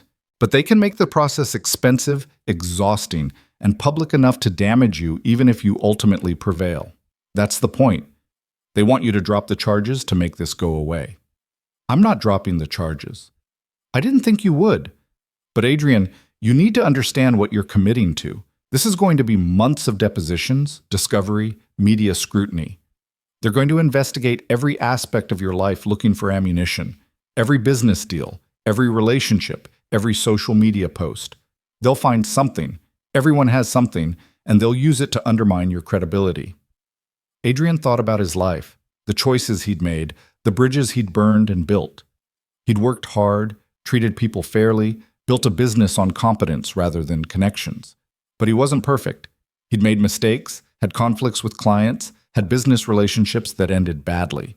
Any of those could be twisted into evidence of questionable character if someone was determined enough. "Let them investigate," he said finally. "I'm not perfect, but I didn't assault anyone. I didn't lie about what happened, and I'm not going to let them turn this into a referendum on whether victims deserve justice if they're not absolutely spotless." Rebecca was quiet for a moment. "Okay, then we fight. But I need you to prepare yourself for how ugly this is going to get." She wasn't exaggerating. By the next morning, the ugliness had metastasized. Someone, probably someone connected to Miranda's legal team, had leaked selective details from Adrian's past to the press. A business dispute from 5 years ago where a client had accused Adrian of inflating costs, later resolved in Adrian's favor but resurrected now as evidence of dishonesty. A college relationship that had ended badly, with his ex-girlfriend quoted, anonymously, saying Adrian had been controlling and obsessive. A zoning fight in his condo building where he'd opposed a controversial development, now framed as NIMBYism and elitism. None of it was illegal. Most of it was misleading or taken out of context, All of it was designed to chip away at the narrative of Adrian as innocent victim. The media ate it up. Opinion pieces appeared questioning whether Adrian was really the working-class hero he claimed to be. A conservative commentator wrote a column titled, "The Adrian Vega You Don't Know," highlighting his six-figure salary and condo ownership as evidence he was hardly the downtrodden victim social media had embraced. A liberal blogger pushed back with data about wealth inequality and the difference between upper-middle-class professionals and the truly wealthy elite Miranda represented. Adrian became a Rorschach test, a blank screen onto which everyone projected their own beliefs about class, justice, gender, and power. His phone never stopped ringing. Interview requests from major networks, cable news, podcasts, anyone with an audience and an angle. Marcus fielded most of them, turning down the ones that seemed exploitative and forwarding the few that might be legitimate opportunities to tell Adrian's story in his own words. "There's one you should consider," Marcus said during a call on the third day after the gala. It's from Maria Cortez at the Tribune. She's been covering workplace discrimination cases for years. Smart, fair, not looking for clickbait. She wants to do a long-form profile on you, who you are, what you do, why this matters beyond just the viral moment. Adrian was exhausted. He'd slept maybe 10 hours total since the gala, running on coffee and stubbornness. The idea of sitting through an extended interview, of opening up his life for dissection by a journalist, no matter how fair-minded, made him want to crawl into bed and sleep for a week. But he also understood that silence meant letting Miranda's narrative win by default. "Set it up," he told Marcus. The interview happened 2 days later at a coffee shop Adrian chose specifically because it wasn't trendy or expensive, just a neighborhood place with good espresso and tables scarred by years of use. Maria Cortez arrived exactly on time, a woman in her 50s with sharp eyes and a digital recorder she placed on the table between them after asking permission. "Thank you for meeting me," she said. "I know you've had a rough week." "That's an understatement," Maria smiled slightly. "I've read everything that's been written about you in the past few days. The hero narratives, the villain theories, the class warfare analysis. I'm not interested in any of that. I want to know who you actually are, so let's start simple. Tell me about your work." Adrian found himself relaxing slightly. This wasn't an interrogation or a performance. It was just a conversation. He told her about infrastructure consulting, the technical work of designing and implementing large-scale projects, but also the human work of navigating between government bureaucracy, community needs, and corporate interests. He explained how his job was essentially translation, taking the language of engineers and making it comprehensible to city councils, taking the concerns of neighborhoods and making them addressable in construction plans. "It's problem-solving," he said, "but the problems are never just technical. They're always about people, who gets access to resources, whose needs get prioritized, whose voices get heard in the decision-making process." "Is that why you press charges?" Maria asked. "Because Miranda Wexler decided your voice didn't deserve to be heard?" Adrian considered the question. "I press charges because assault should have consequences regardless of who commits it. But yes, fundamentally, this is about who gets to decide whose dignity matters. Miranda looked at me and decided I was nobody important. Therefore, my humiliation was acceptable, even entertaining. That decision, the casual erasure of someone's humanity based on appearance or social position, is something I've seen my entire career. Usually it happens to workers, contractors, people even further removed from power than I am. This time it happened to someone with resources and documentation and 300 witnesses. So this time, there's actually a chance at accountability." They talked for 2 hours. Maria asked about his childhood, working-class family in Pittsburgh, father who worked steel mill shifts until the mill closed, mother who cleaned houses to keep the family afloat. She asked about his education, the scholarships and student loans that got him through Penn State. She asked about the choices he'd made to focus on public infrastructure rather than more lucrative private development. "I could make more money building luxury condos," Adrian admitted. "Basi, Adrian Eshimesuts. But I'd go home every night knowing I'd spent my day making life better for people who already have everything. Infrastructure work, real infrastructure work, serves everyone.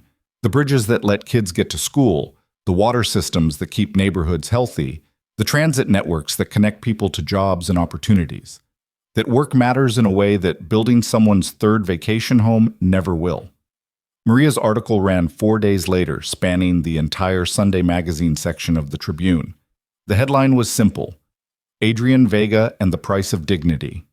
It was fair, thorough, and damning in its implications, not because it attacked Miranda explicitly, but because it made Adrian human in a way the viral videos never could. Readers learned about his work revitalizing bus routes in underserved neighborhoods, about the community center he'd helped design in a Chicago suburb that served as both a gathering space and an emergency cooling center during heat waves, about his practice of hiring locally whenever possible, of ensuring that major projects included job training programs so construction work led to permanent employment. They learned that he drove a 5-year-old Honda and lived in a modest condo because he believed wealth should be built through work rather than inherited or extracted from others' labor. That he donated significant portions of his income to scholarship funds for working-class engineering students. That he'd turned down multiple job offers from prestigious firms because they specialized in private development he considered extractive rather than generative. The article made it impossible to paint Adrian as either hero or opportunist. He was just a person who'd built a life around a set of principles and was now defending those principles against an attack by someone who operated under very different values. Public opinion shifted measurably.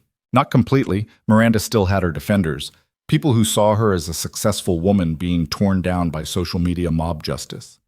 But the tide had turned enough that even conservative commentators who'd initially questioned Adrian's motives were now acknowledging that maybe, just maybe, this was actually about what Adrian said it was about: holding powerful people accountable when they treated others as disposable. And then, 6 days after the wine incident that started everything, the breakthrough came from an unexpected source. The breakthrough arrived in the form of an email to Rebecca Santos from an address neither she nor Adrian recognized. The subject line read simply, "Evidence re Wexler case." Rebecca almost deleted it as spam before something made her pause and open it instead. "Adrian," she said over the phone, her voice tight with controlled excitement, "you need to see this. I'm forwarding it now." The email came from a woman named Catherine Liu, who identified herself as a former human resources manager at Wexler Development Group. She'd worked there for 7 years before resigning 3 months ago, and she had documentation. "I've watched what's happening with Miranda Wexler, and I can't stay silent anymore," her email began. "What happened to you at that gala wasn't an isolated incident, it was a pattern, and I have proof." Attached were dozens of files. HR complaints spanning 5 years, each one documenting incidents where Miranda had berated, humiliated, or discriminated against employees, contractors, or service staff. Most had been resolved with NDAs and severance payments.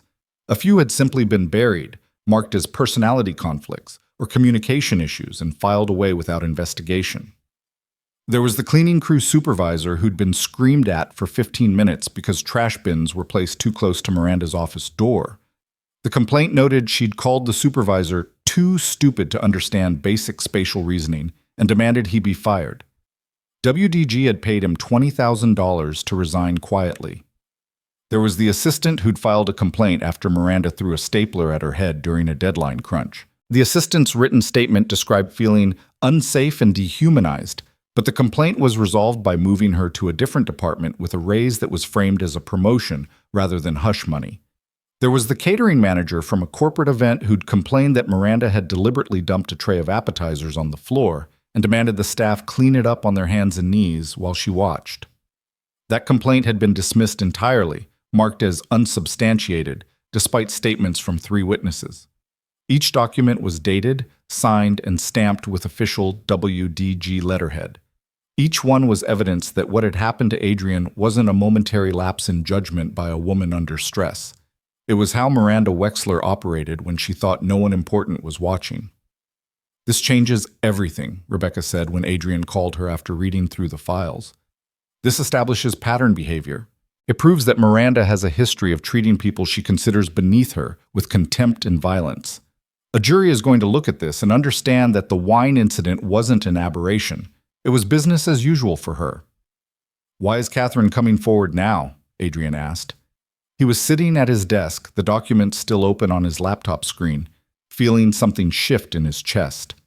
This wasn't just his story anymore. It was dozens of stories, dozens of people who'd been hurt, and paid off and silenced. Her email says she resigned because she couldn't stomach being complicit anymore. She tried to get HR to actually address Miranda's behavior, but every time she raised concerns, she was told to handle it quietly. Pay the people off, make them sign NDAs, move on. She finally realized the system was designed to protect Miranda, not the people she hurt. Can we use this? Don't the NDAs prevent these people from talking? The NDAs prevent them from talking.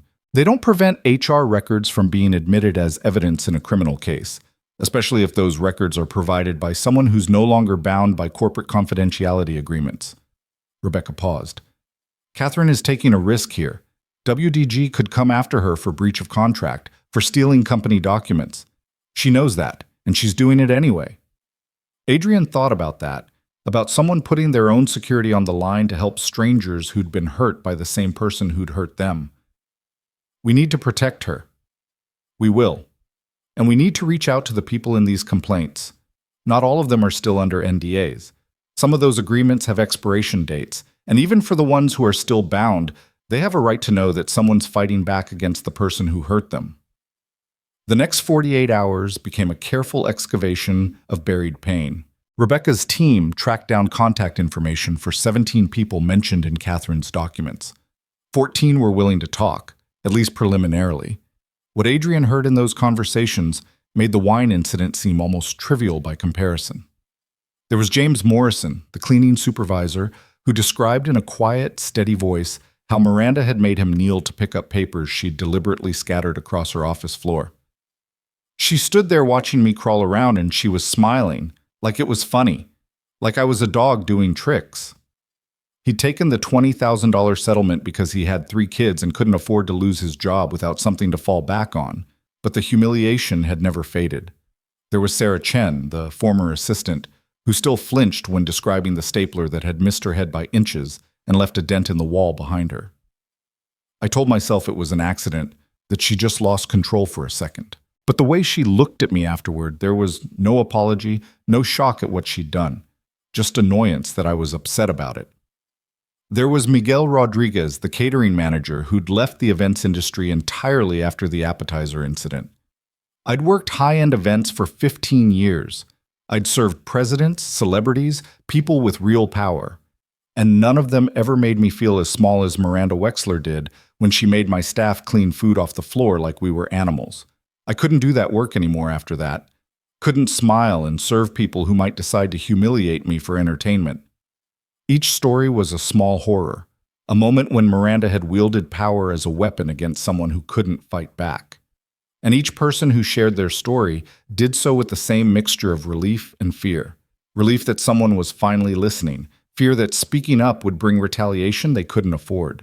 We want to file a class action, Rebecca told Adrian after collecting enough statements to establish the pattern beyond any doubt. Civil suit for workplace harassment, hostile work environment, intentional infliction of emotional distress. We go after Miranda personally and WDG as an institution for enabling her behavior. Will they participate? Adrian asked, thinking about the fear he'd heard in those voices. These people have jobs, families, lives they've rebuilt after Miranda destroyed their sense of safety and dignity. Asking them to go public, to put themselves in the crosshairs of WDG's legal team, some will. Not all, but some. James Morrison said he'd testify. So did Sarah Chen. They're tired of living in fear, tired of watching Miranda get away with it because she has money and power and family connections. Rebecca's voice was fierce now. And here's the thing, Adrian. They're inspired by you. They watched you stand up to her publicly, watched you refuse to be paid off or scared off, and it gave them permission to imagine they could do the same. Adrian felt the weight of that responsibility settle over him. He'd pressed charges because he believed assault should have consequences. But now his case had become a rallying point for people who'd suffered worse and stayed silent because they'd been convinced silence was their only option. The class action lawsuit was filed on a Thursday morning, exactly 2 weeks after the gala.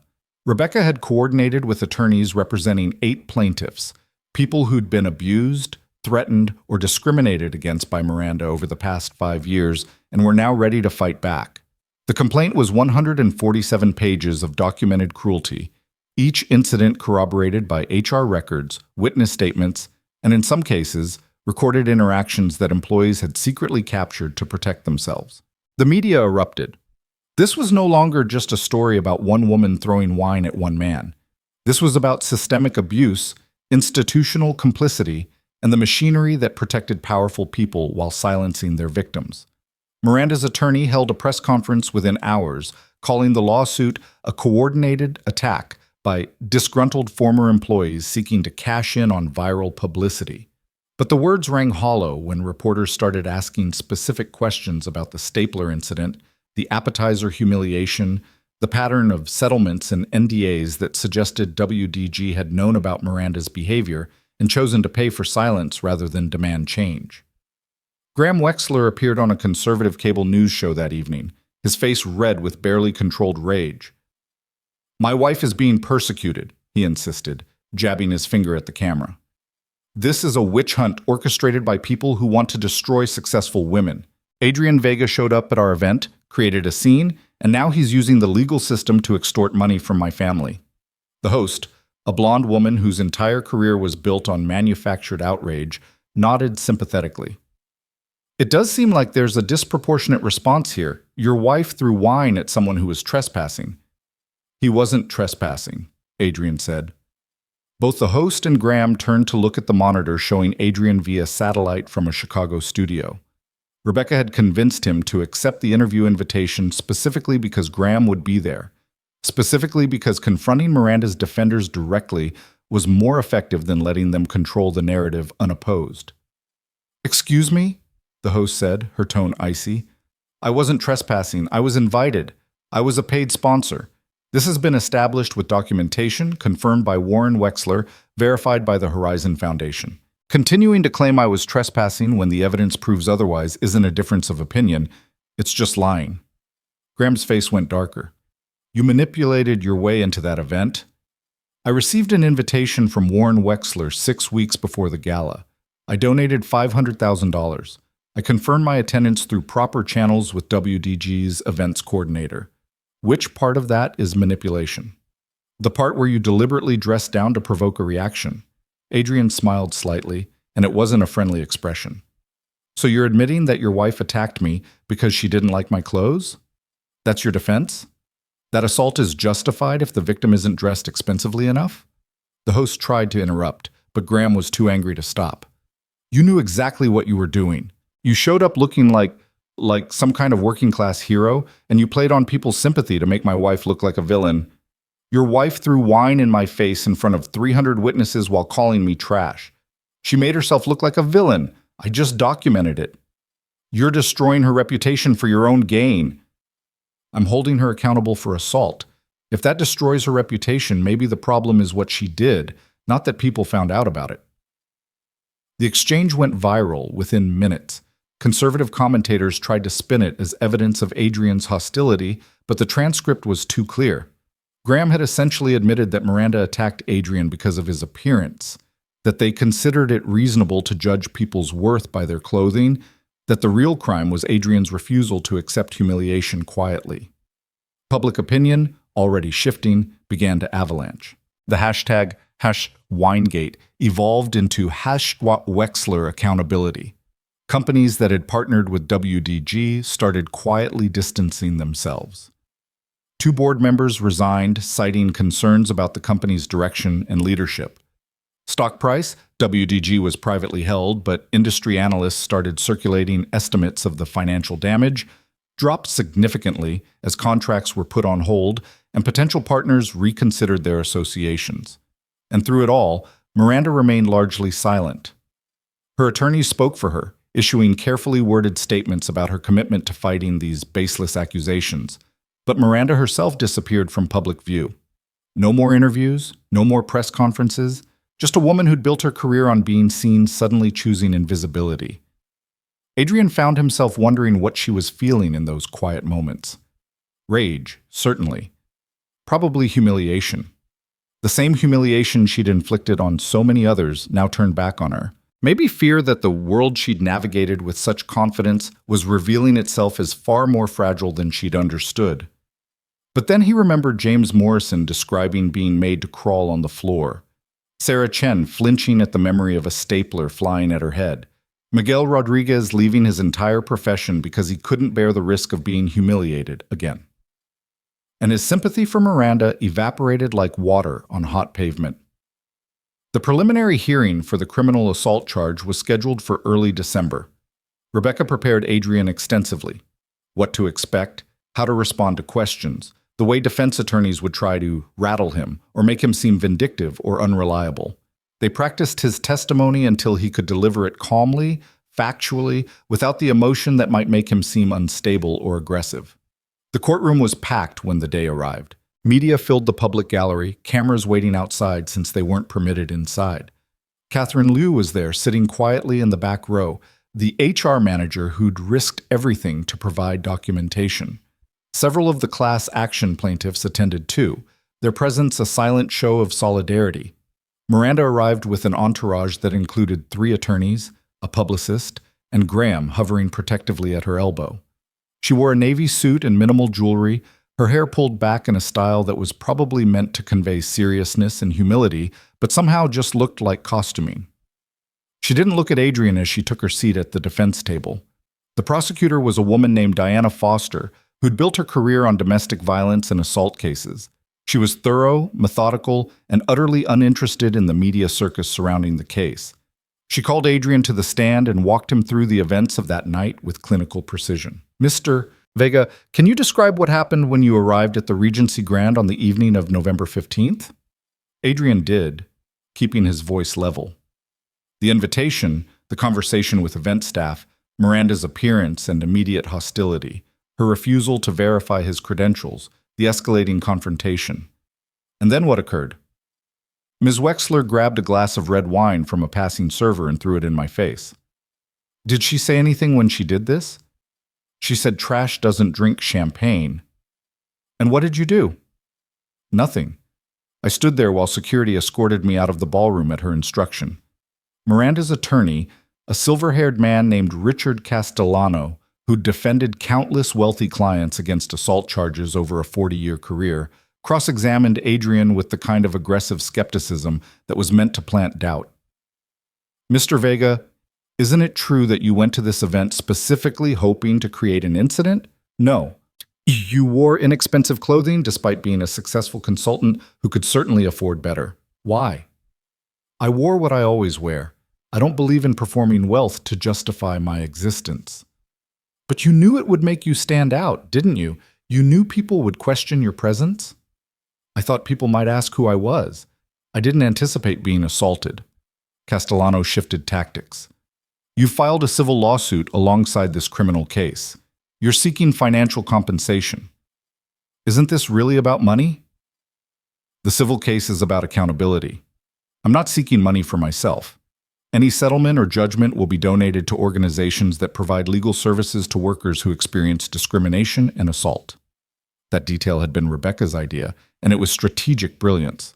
It made it impossible for Miranda's team to paint Adrian as a gold digger. Impossible to suggest this was about enriching himself rather than establishing principles. Castellano tried several more approaches, suggesting Adrian had been verbally aggressive before the wine incident, implying he'd somehow hacked the invitation system despite all evidence to the contrary, questioning why he'd pressed charges instead of accepting an apology that had never actually been offered. Each attack fell flat against the wall of documentation, witness testimony, and Adrian's unshakable calm. When the defense called Miranda to testify, the courtroom went absolutely silent. She took the stand with visible reluctance, her hands trembling slightly as she was sworn in. Castellano led her through a carefully constructed narrative about feeling threatened by an unknown man at her event, about acting instinctively to protect her guests, about the stress and trauma she'd experienced since being falsely accused of assault. Ms. Wexler, Castellano said gently, can you describe your state of mind when you encountered Mr. Vega that evening? Miranda's voice was soft, almost fragile. I was frightened. We'd had security concerns about crashers at previous events, and when I saw this man I didn't recognize speaking to our staff, I felt responsible for everyone's safety.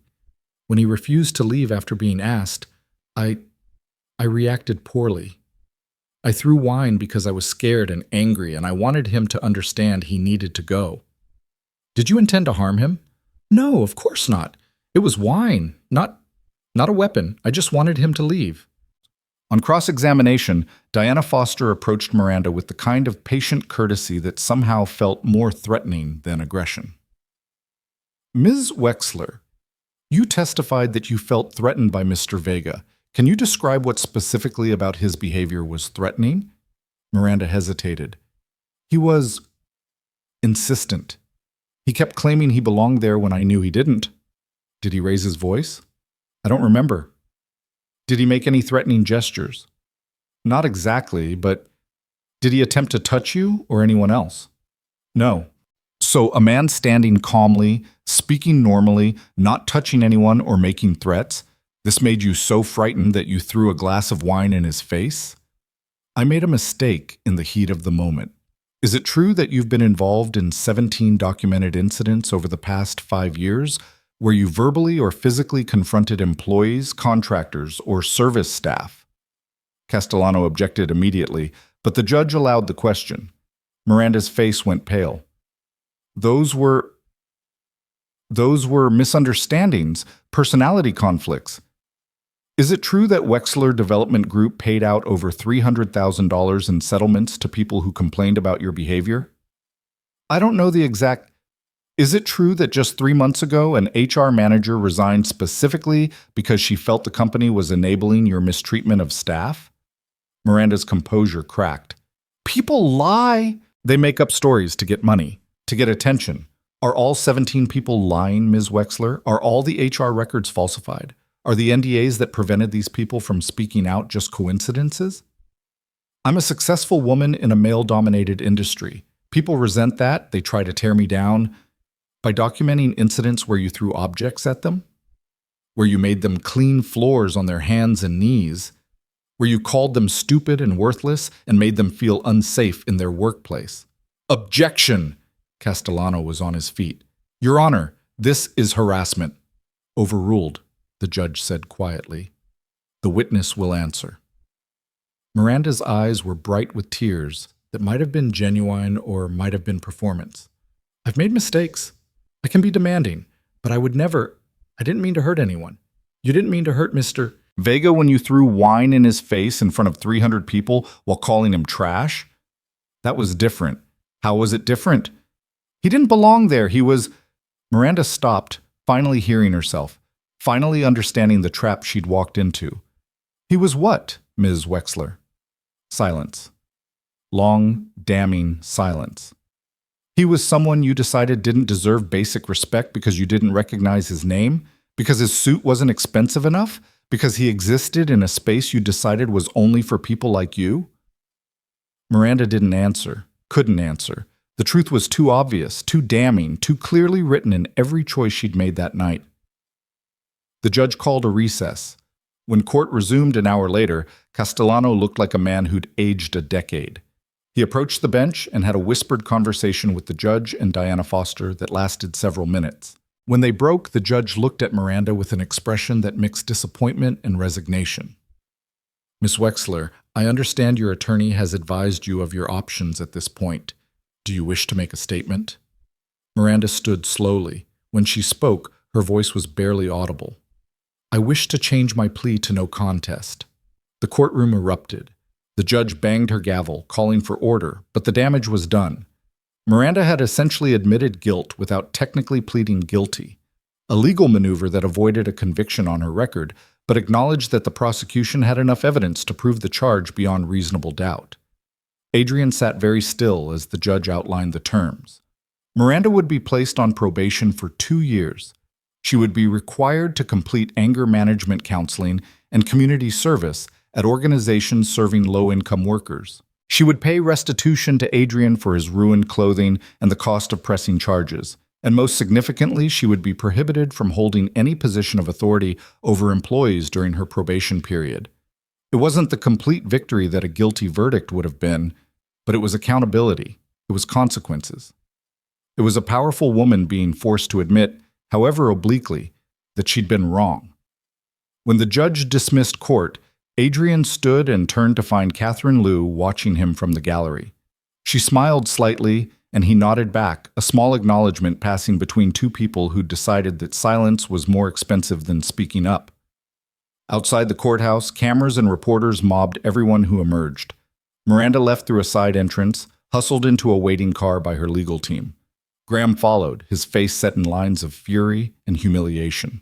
They didn't make statements, didn't answer questions, just disappeared into traffic like people fleeing a disaster. Adrian stood on the courthouse steps with Rebecca beside him and read a prepared statement to the assembled press. Today, the court established that assault has consequences regardless of who commits it. Miranda Wexler will face accountability for her actions, but this case was never just about one incident or one person. It's about a culture that protects powerful people while silencing the people they hurt. It's about workers who've been told their dignity doesn't matter, their safety doesn't count, their humanity can be dismissed because someone wealthier decided they weren't important enough to treat with respect. He paused, looking directly into the cameras. To everyone who's experienced discrimination, assault, or humiliation from people in power, you're not alone. Your stories matter. And there are people fighting to make sure that silence is no longer your only option. The questions came rapid fire, shouted over each other, but Adrian had said what he needed to say. He descended the courthouse steps with Rebecca, walked past the cameras, and got into his car without looking back. His phone buzzed immediately. Marcus, of course. You did it. Holy shit, you actually did it. Adrian sat in his car and let the reality sink in. He'd pressed charges against one of Chicago's most prominent executives and won. He'd exposed a pattern of abuse that had been hidden behind NDAs and settlements for years. He'd given voice to people who'd been paid to stay silent and convinced them their stories deserved to be heard. But as he drove home through afternoon traffic, watching the city roll past his windows, Adrian understood that this was only the beginning. The criminal case was resolved, but the civil lawsuit, his case and the class action, would take months more. The cultural change he'd hoped to catalyze would take years. And the people who'd been hurt by Miranda and others like her would need ongoing support, ongoing advocacy, ongoing proof that speaking up hadn't been a mistake. This wasn't an ending. It was barely even a start. But it was something. It was a crack in the wall that protected the powerful and punished the powerless. And sometimes, Adrian thought, sometimes that's all you could hope for. A crack wide enough that light could get through. The light was exactly what Adrian needed, but it came with shadows he hadn't anticipated. 3 days after Miranda's no contest plea, Adrian returned to his office to find it transformed into something resembling a crisis center. Jennifer had organized the incoming requests into color-coded folders that covered every horizontal surface: red for media interviews, blue for legal consultations, green for people seeking his help with their own discrimination cases, yellow for speaking invitations. The yellow folder was thickest, bulging with requests from universities, labor organizations, workplace advocacy groups, even a TED Talk invitation that Jennifer had flagged with 3 exclamation points. "This is insane," Adrian said, picking up the yellow folder and flipping through invitations from Harvard Law, the AFL-CIO, the National Employment Lawyers Association. "This is impact," Jennifer corrected. "You didn't just win a case, Adrian. You created a movement. People see you as proof that accountability is possible, that standing up to power doesn't have to end in defeat." Adrian set down the folder and rubbed his eyes. He'd slept poorly since the hearing, his mind replaying Miranda's face as she changed her plea, the weight of Catherine Liu's smile, the knowledge that 8 people were now preparing for their own day in court because he'd shown them it was possible. "I didn't do this to become a symbol. I just wanted consequences for assault." "Too late.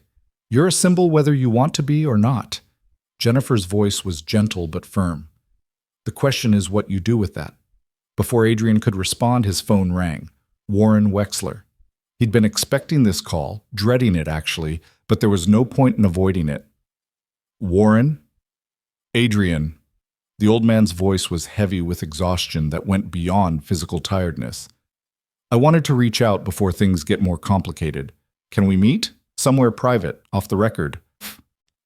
They met that evening at a small Italian restaurant in a neighborhood where neither of them would be recognized, tucked into a corner booth, while early winter darkness pressed against the windows. Warren looked diminished somehow, as if the past few weeks had physically shrunk him. His suit hung looser than Adrian remembered, and there were new lines around his eyes. "Thank you for coming," Warren said after they'd ordered coffee neither of them would drink. "I know I have no right to ask for your time. You've always been straight with me, Warren. That earns you a conversation."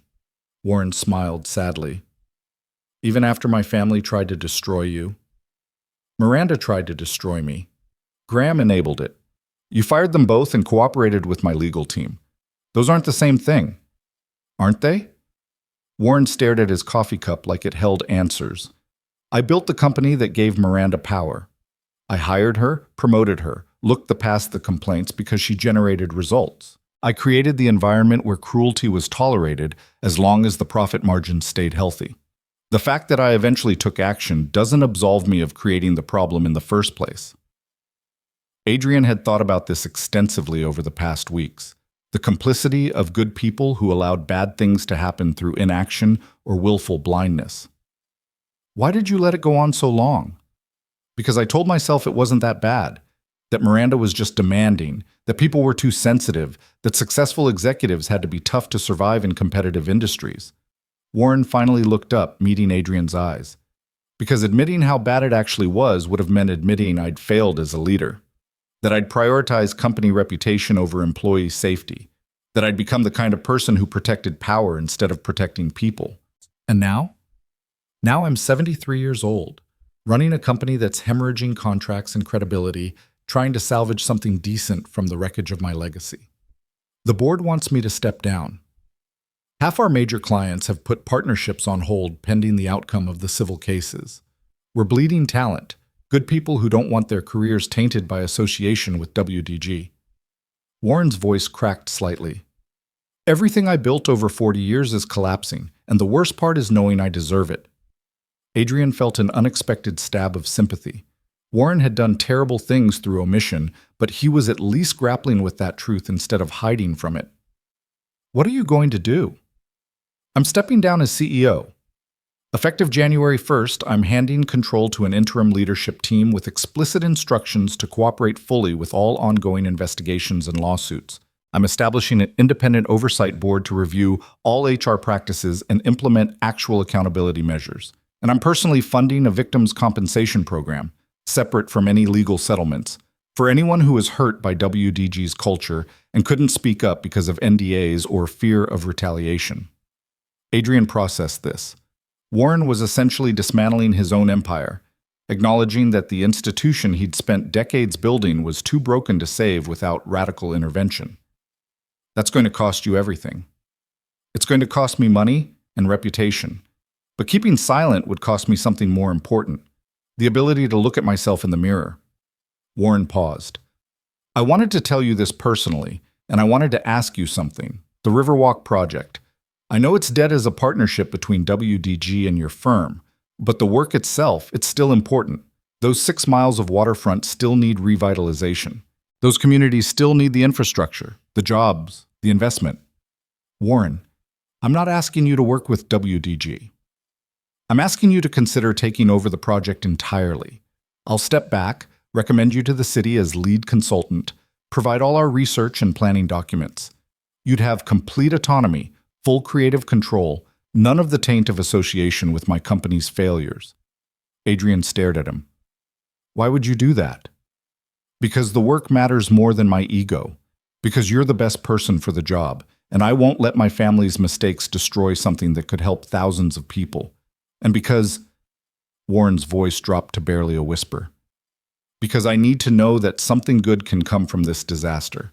That my company's collapse might at least clear the way for someone with actual integrity to do the work we should have been doing all along."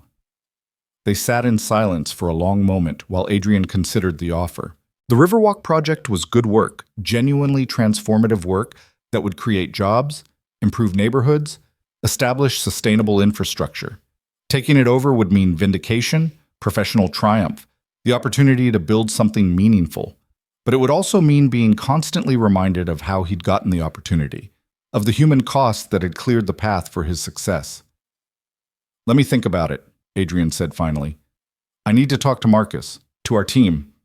This isn't a decision I can make alone." "Of course. Take whatever time you need. Warren pulled out his wallet and left cash on the table for coffee they hadn't touched. Adrian, for what it's worth, I'm sorry. For all of it.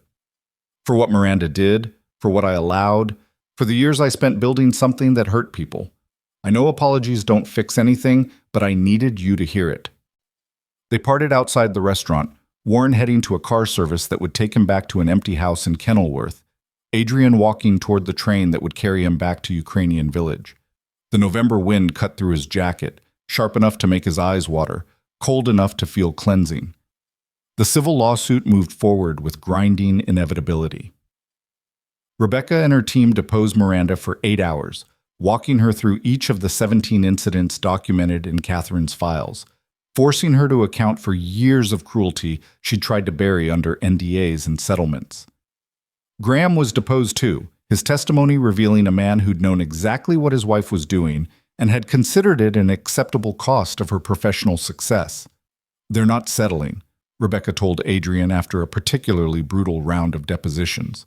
Miranda's attorney keeps floating offers, financial compensation, public apologies, policy changes, but Miranda herself refuses. She's convinced she can win at trial, that a jury will see her as a victim of social media pile-on rather than a serial abuser. Will they? Not if I have anything to say about it. We have documentation, we have witnesses, we have a pattern of behavior spanning 5 years. The criminal case established that she assaulted you. The civil case is going to establish that it wasn't an isolated incident, but a reflection of who she is as a person. The trial began in late February, 3 months after the wine incident that had started everything. The courtroom was different this time, civil rather than criminal. A jury of 12 ordinary people who would decide whether Miranda's actions constituted a pattern of discrimination and harassment worthy of financial consequences. Adrian testified again, walking the jury through the gala, the confrontation, the assault. But this time his testimony was just the foundation. Rebecca built her case with the precision of an architect, each witness and document a carefully placed support beam in a structure designed to be unshakable. Catherine Liu testified about the HR complaint she'd tried to address, the institutional resistance she'd encountered, the realization that WDG was designed to protect executives rather than employees. James Morrison described being made to crawl on the floor while Miranda watched and smiled. Sarah Chen recounted the stapler incident with such vivid detail that 2 jurors visibly flinched. Miguel Rodriguez explained how one humiliating night had destroyed his career and his sense of self-worth. Each testimony was a small devastation, a moment when the jury saw past the carefully constructed image of Miranda as successful executive under attack and recognized her as someone who'd weaponized power against vulnerable people for years. Miranda's defense tried to argue that she was demanding but not abusive, that people were misinterpreting her high standards as cruelty, that the incidents had been exaggerated or misremembered. But the documentation was too extensive, the pattern too clear, the witnesses too credible. When Castellano put Miranda on the stand to defend herself, she couldn't maintain the victim narrative in the face of specific detailed questions about specific documented incidents. Ms. Wexler, Rebecca asked during cross-examination, when you made James Morrison pick up papers on his hands and knees, did you think about how that would make him feel? I needed the papers picked up. Did you consider asking him to pick them up while standing, or picking them up yourself? I was busy. I had work to do. You were busy, so you made a 58-year-old maintenance supervisor crawl on the floor of your office, and you smiled while he did it. Multiple witnesses confirmed the smile. What about that situation made you smile, Ms. Wexler? Miranda's composure crumbled incrementally with each question, each incident, each moment when her justification sounded hollow, even to her own ears. By the time Rebecca finished, Miranda looked exhausted and defeated, a woman who'd finally run out of excuses. The jury deliberated for 6 hours. When they returned, their verdict was unanimous across all counts. Miranda Wexler was liable for assault, workplace harassment, intentional infliction of emotional distress, and creating a hostile work environment. The damages totaled $8 million, $1 million for Adrian, the rest distributed among the other plaintiffs based on the severity and duration of their experiences. It wasn't the $10 million Miranda's countersuit had demanded, but it was substantial enough to hurt, public enough to matter, comprehensive enough to establish precedent. Outside the courthouse, Adrian stood at the now familiar spot on the steps where he'd made statements after the criminal hearing. The same cameras waited, the same reporters shouted questions, but something felt different this time. Final, somehow. Like a door closing on one chapter and opening on another. Today, a jury confirmed what many of us already knew, Adrian said, reading from notes Jennifer had helped him prepare. Wealth and power don't excuse cruelty. Success doesn't justify abuse.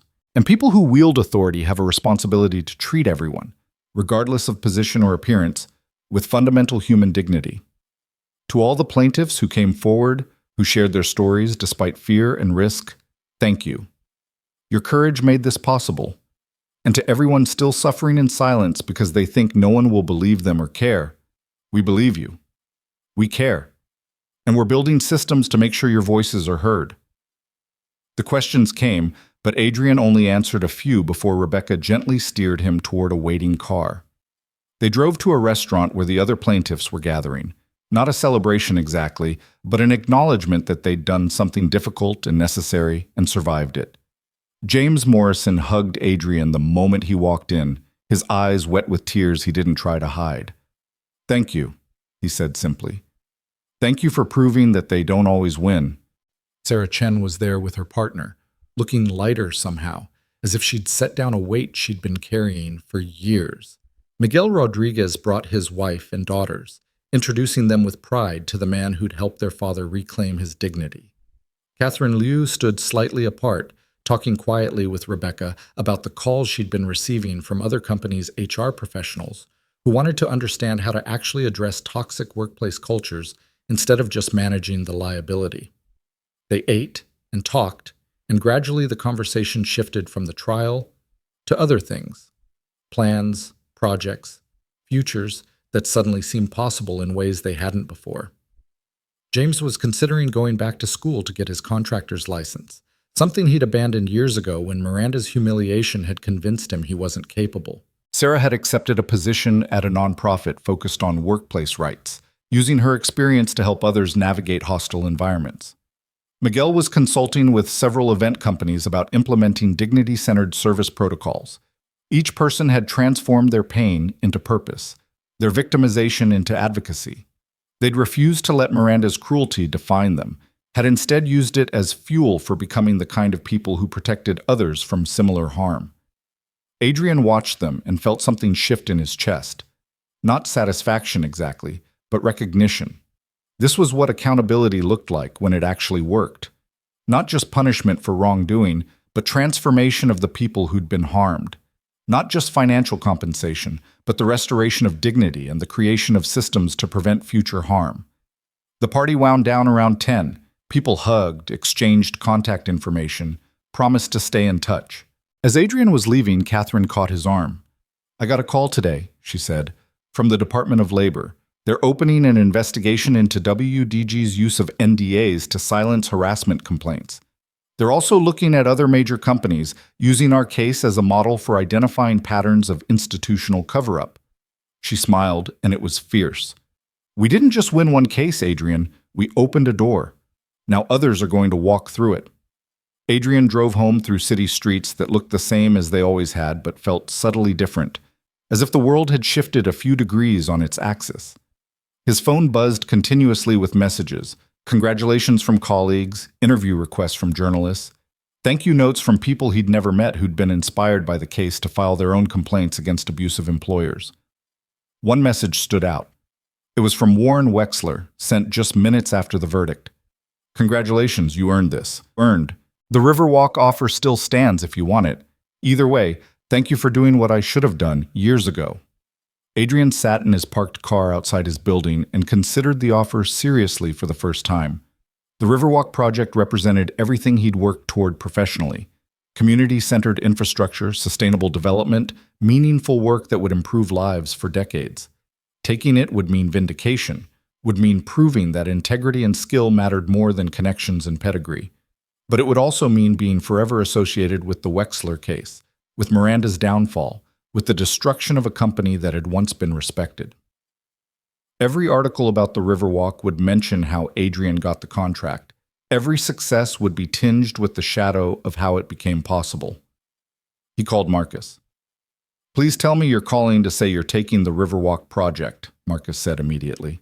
"Because I've already drawn up preliminary plans, and they're beautiful." Adrian laughed despite himself. "You're supposed to wait for me to make decisions before you start working on them. You're going to say yes. I know you. This is the kind of work we got into this business to do. So why wait?" "Because it feels like profiting from someone else's destruction."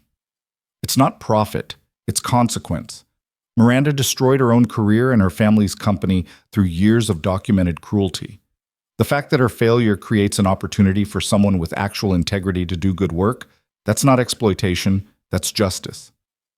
You didn't cause WDG to collapse, Adrian.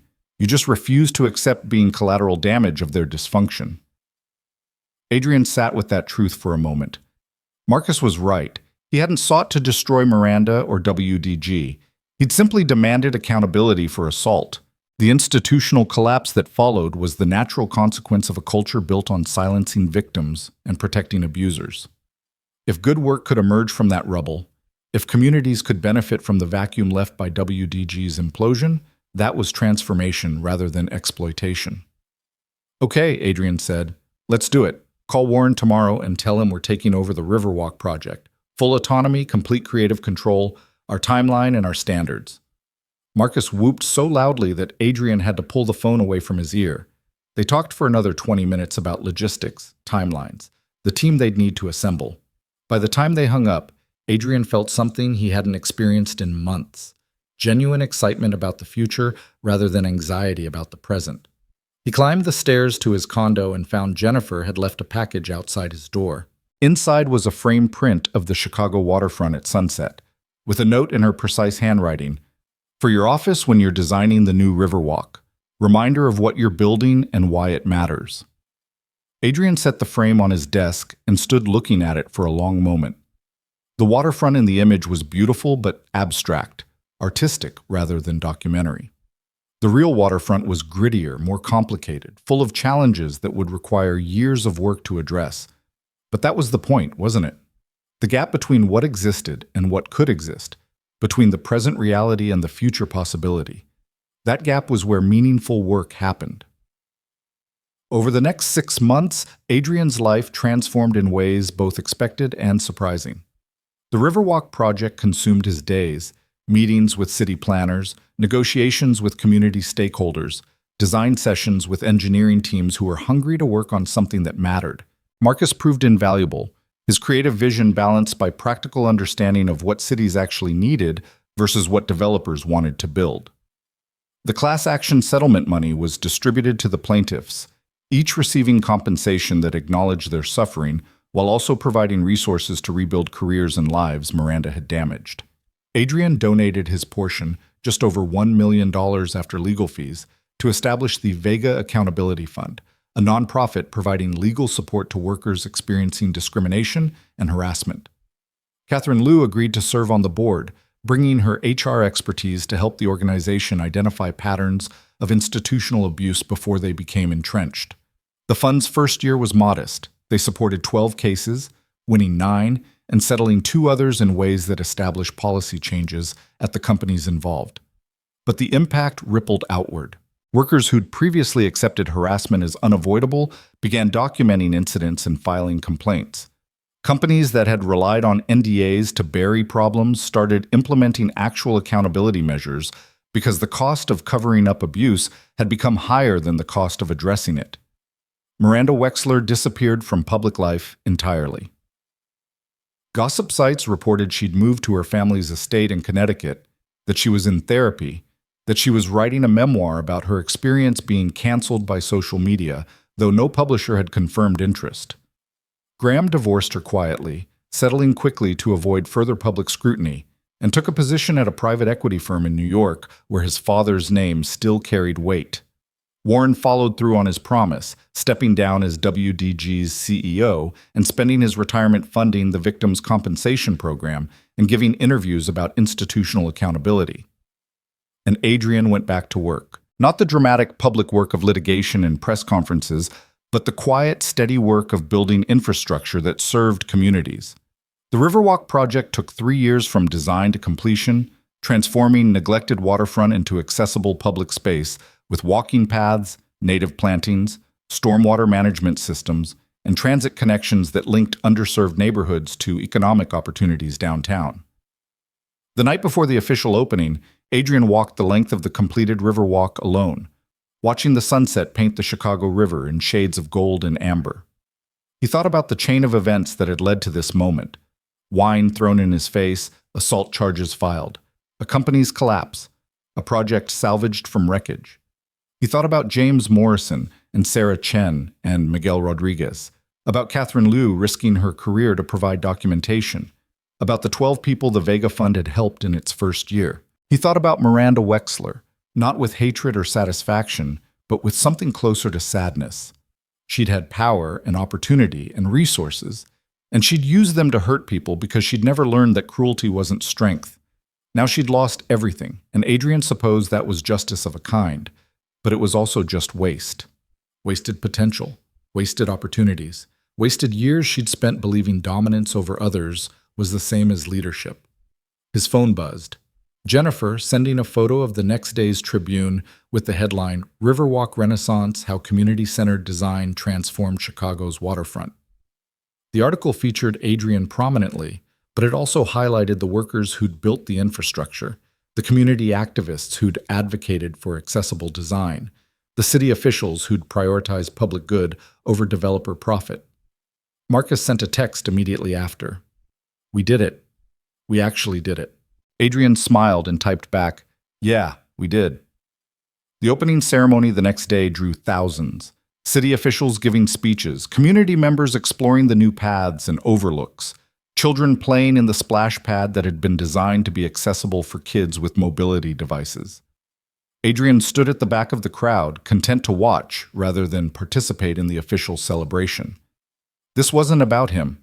It was about what was possible when work was driven by service rather than ego, when success was measured by community benefit rather than profit margin. A woman approached him during the festivities, someone he didn't recognize, probably mid-30s, holding a young girl's hand. "Are you Adrian Vega?" He nodded cautiously, never quite comfortable with being recognized in public. "I worked at Wexler Development Group," she said. "I was there when the incident happened. I watched it, and I pulled out my phone and recorded it like everyone else, and I didn't say anything to stop it." Her voice trembled slightly. "I'm sorry. I should have spoken up. I should have defended you." Adrian looked at her for a moment, at the genuine regret in her expression, at the little girl watching the interaction with curious eyes. "What's your name?" "Elena. Elena Torres." "Did you testify in the civil case, Elena?" "No.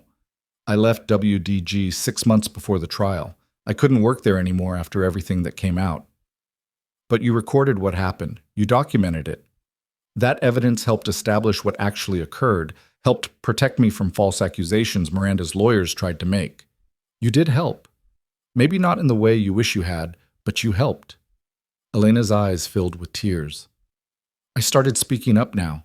At my new company, when I see people being disrespected or dismissed, I don't just record it, I intervene, I say something. Because I learned from watching what happened to you that silence makes us complicit."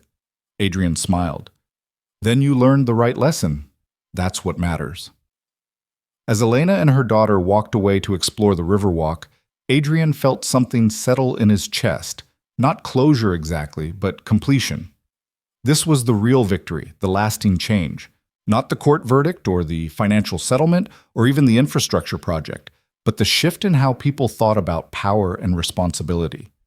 The understanding that witnessing cruelty without intervention made you part of the problem. The recognition that dignity wasn't negotiable based on someone's appearance or position. The sun was setting over the river, painting the new Riverwalk in the same golden light Adrian had watched the previous evening. People filled the space, families and couples and individuals, wealthy and working class, every race and age and ability, all of them using infrastructure that had been designed to serve everyone rather than just the privileged few. Adrian pulled out his phone and took a picture. Not for social media or documentation, just for himself. A reminder of what was possible when you refused to accept that cruelty was just the cost of doing business, when you demanded accountability even when it was difficult, when you built things that served communities instead of egos. His phone buzzed one final time. An unknown number, a text message. Mr. Vega, this is Patricia Holloway. I retired from CPD last month. Wanted to let you know that the wine assault case has been used in 3 training sessions for new officers on how to handle complaints from victims against wealthy defendants. You changed how we approach these situations. Thank you. Adrian read the message twice, then saved it. This was the ripple effect Catherine had mentioned. Not just one case won, but systems changed, procedures updated, future victims given better chances at justice because one person had refused to accept that wine in the face was just the price of entering spaces where they supposedly didn't belong. As the celebration continued around him, as children played and families explored and communities claimed the space that had been designed for their benefit, Adrian Vega stood at the edge of the Riverwalk and looked out over the city he'd helped reshape. Not through viral moments or dramatic confrontations, but through the steady, quiet work of building things that mattered and refusing to accept that some people's dignity was negotiable. The wine stain had washed out months ago. The legal cases were resolved. The infrastructure was complete. But the work, the real work of creating cultures where accountability mattered and dignity was universal, that work would continue for years, carried forward by people like Elena who'd learned to speak up, by organizations like the Vega Fund that supported victims who couldn't fight alone, by policies and procedures that made abuse harder to hide and justice easier to access. Adrian had started this journey asking for consequences for assault. He'd ended it understanding that real consequences meant transformation of institutions, of cultures, of individual people who'd learned that cruelty wasn't strength and silence wasn't safety. The sun dipped below the horizon, and the Riverwalk's lights came on, carefully designed illumination that made the space feel safe and welcoming even after dark. Adrian walked slowly toward the exit, blending into the crowd, just another person using infrastructure designed to serve everyone equally. Behind him, families laughed and children played and communities gathered in a space that existed because someone had refused to accept that power excused cruelty. Ahead of him, the city stretched out in lights and shadows, full of problems still needing solutions, people still needing advocates, work still needing to be done. And for the first time in months, Adrian felt ready for all of it.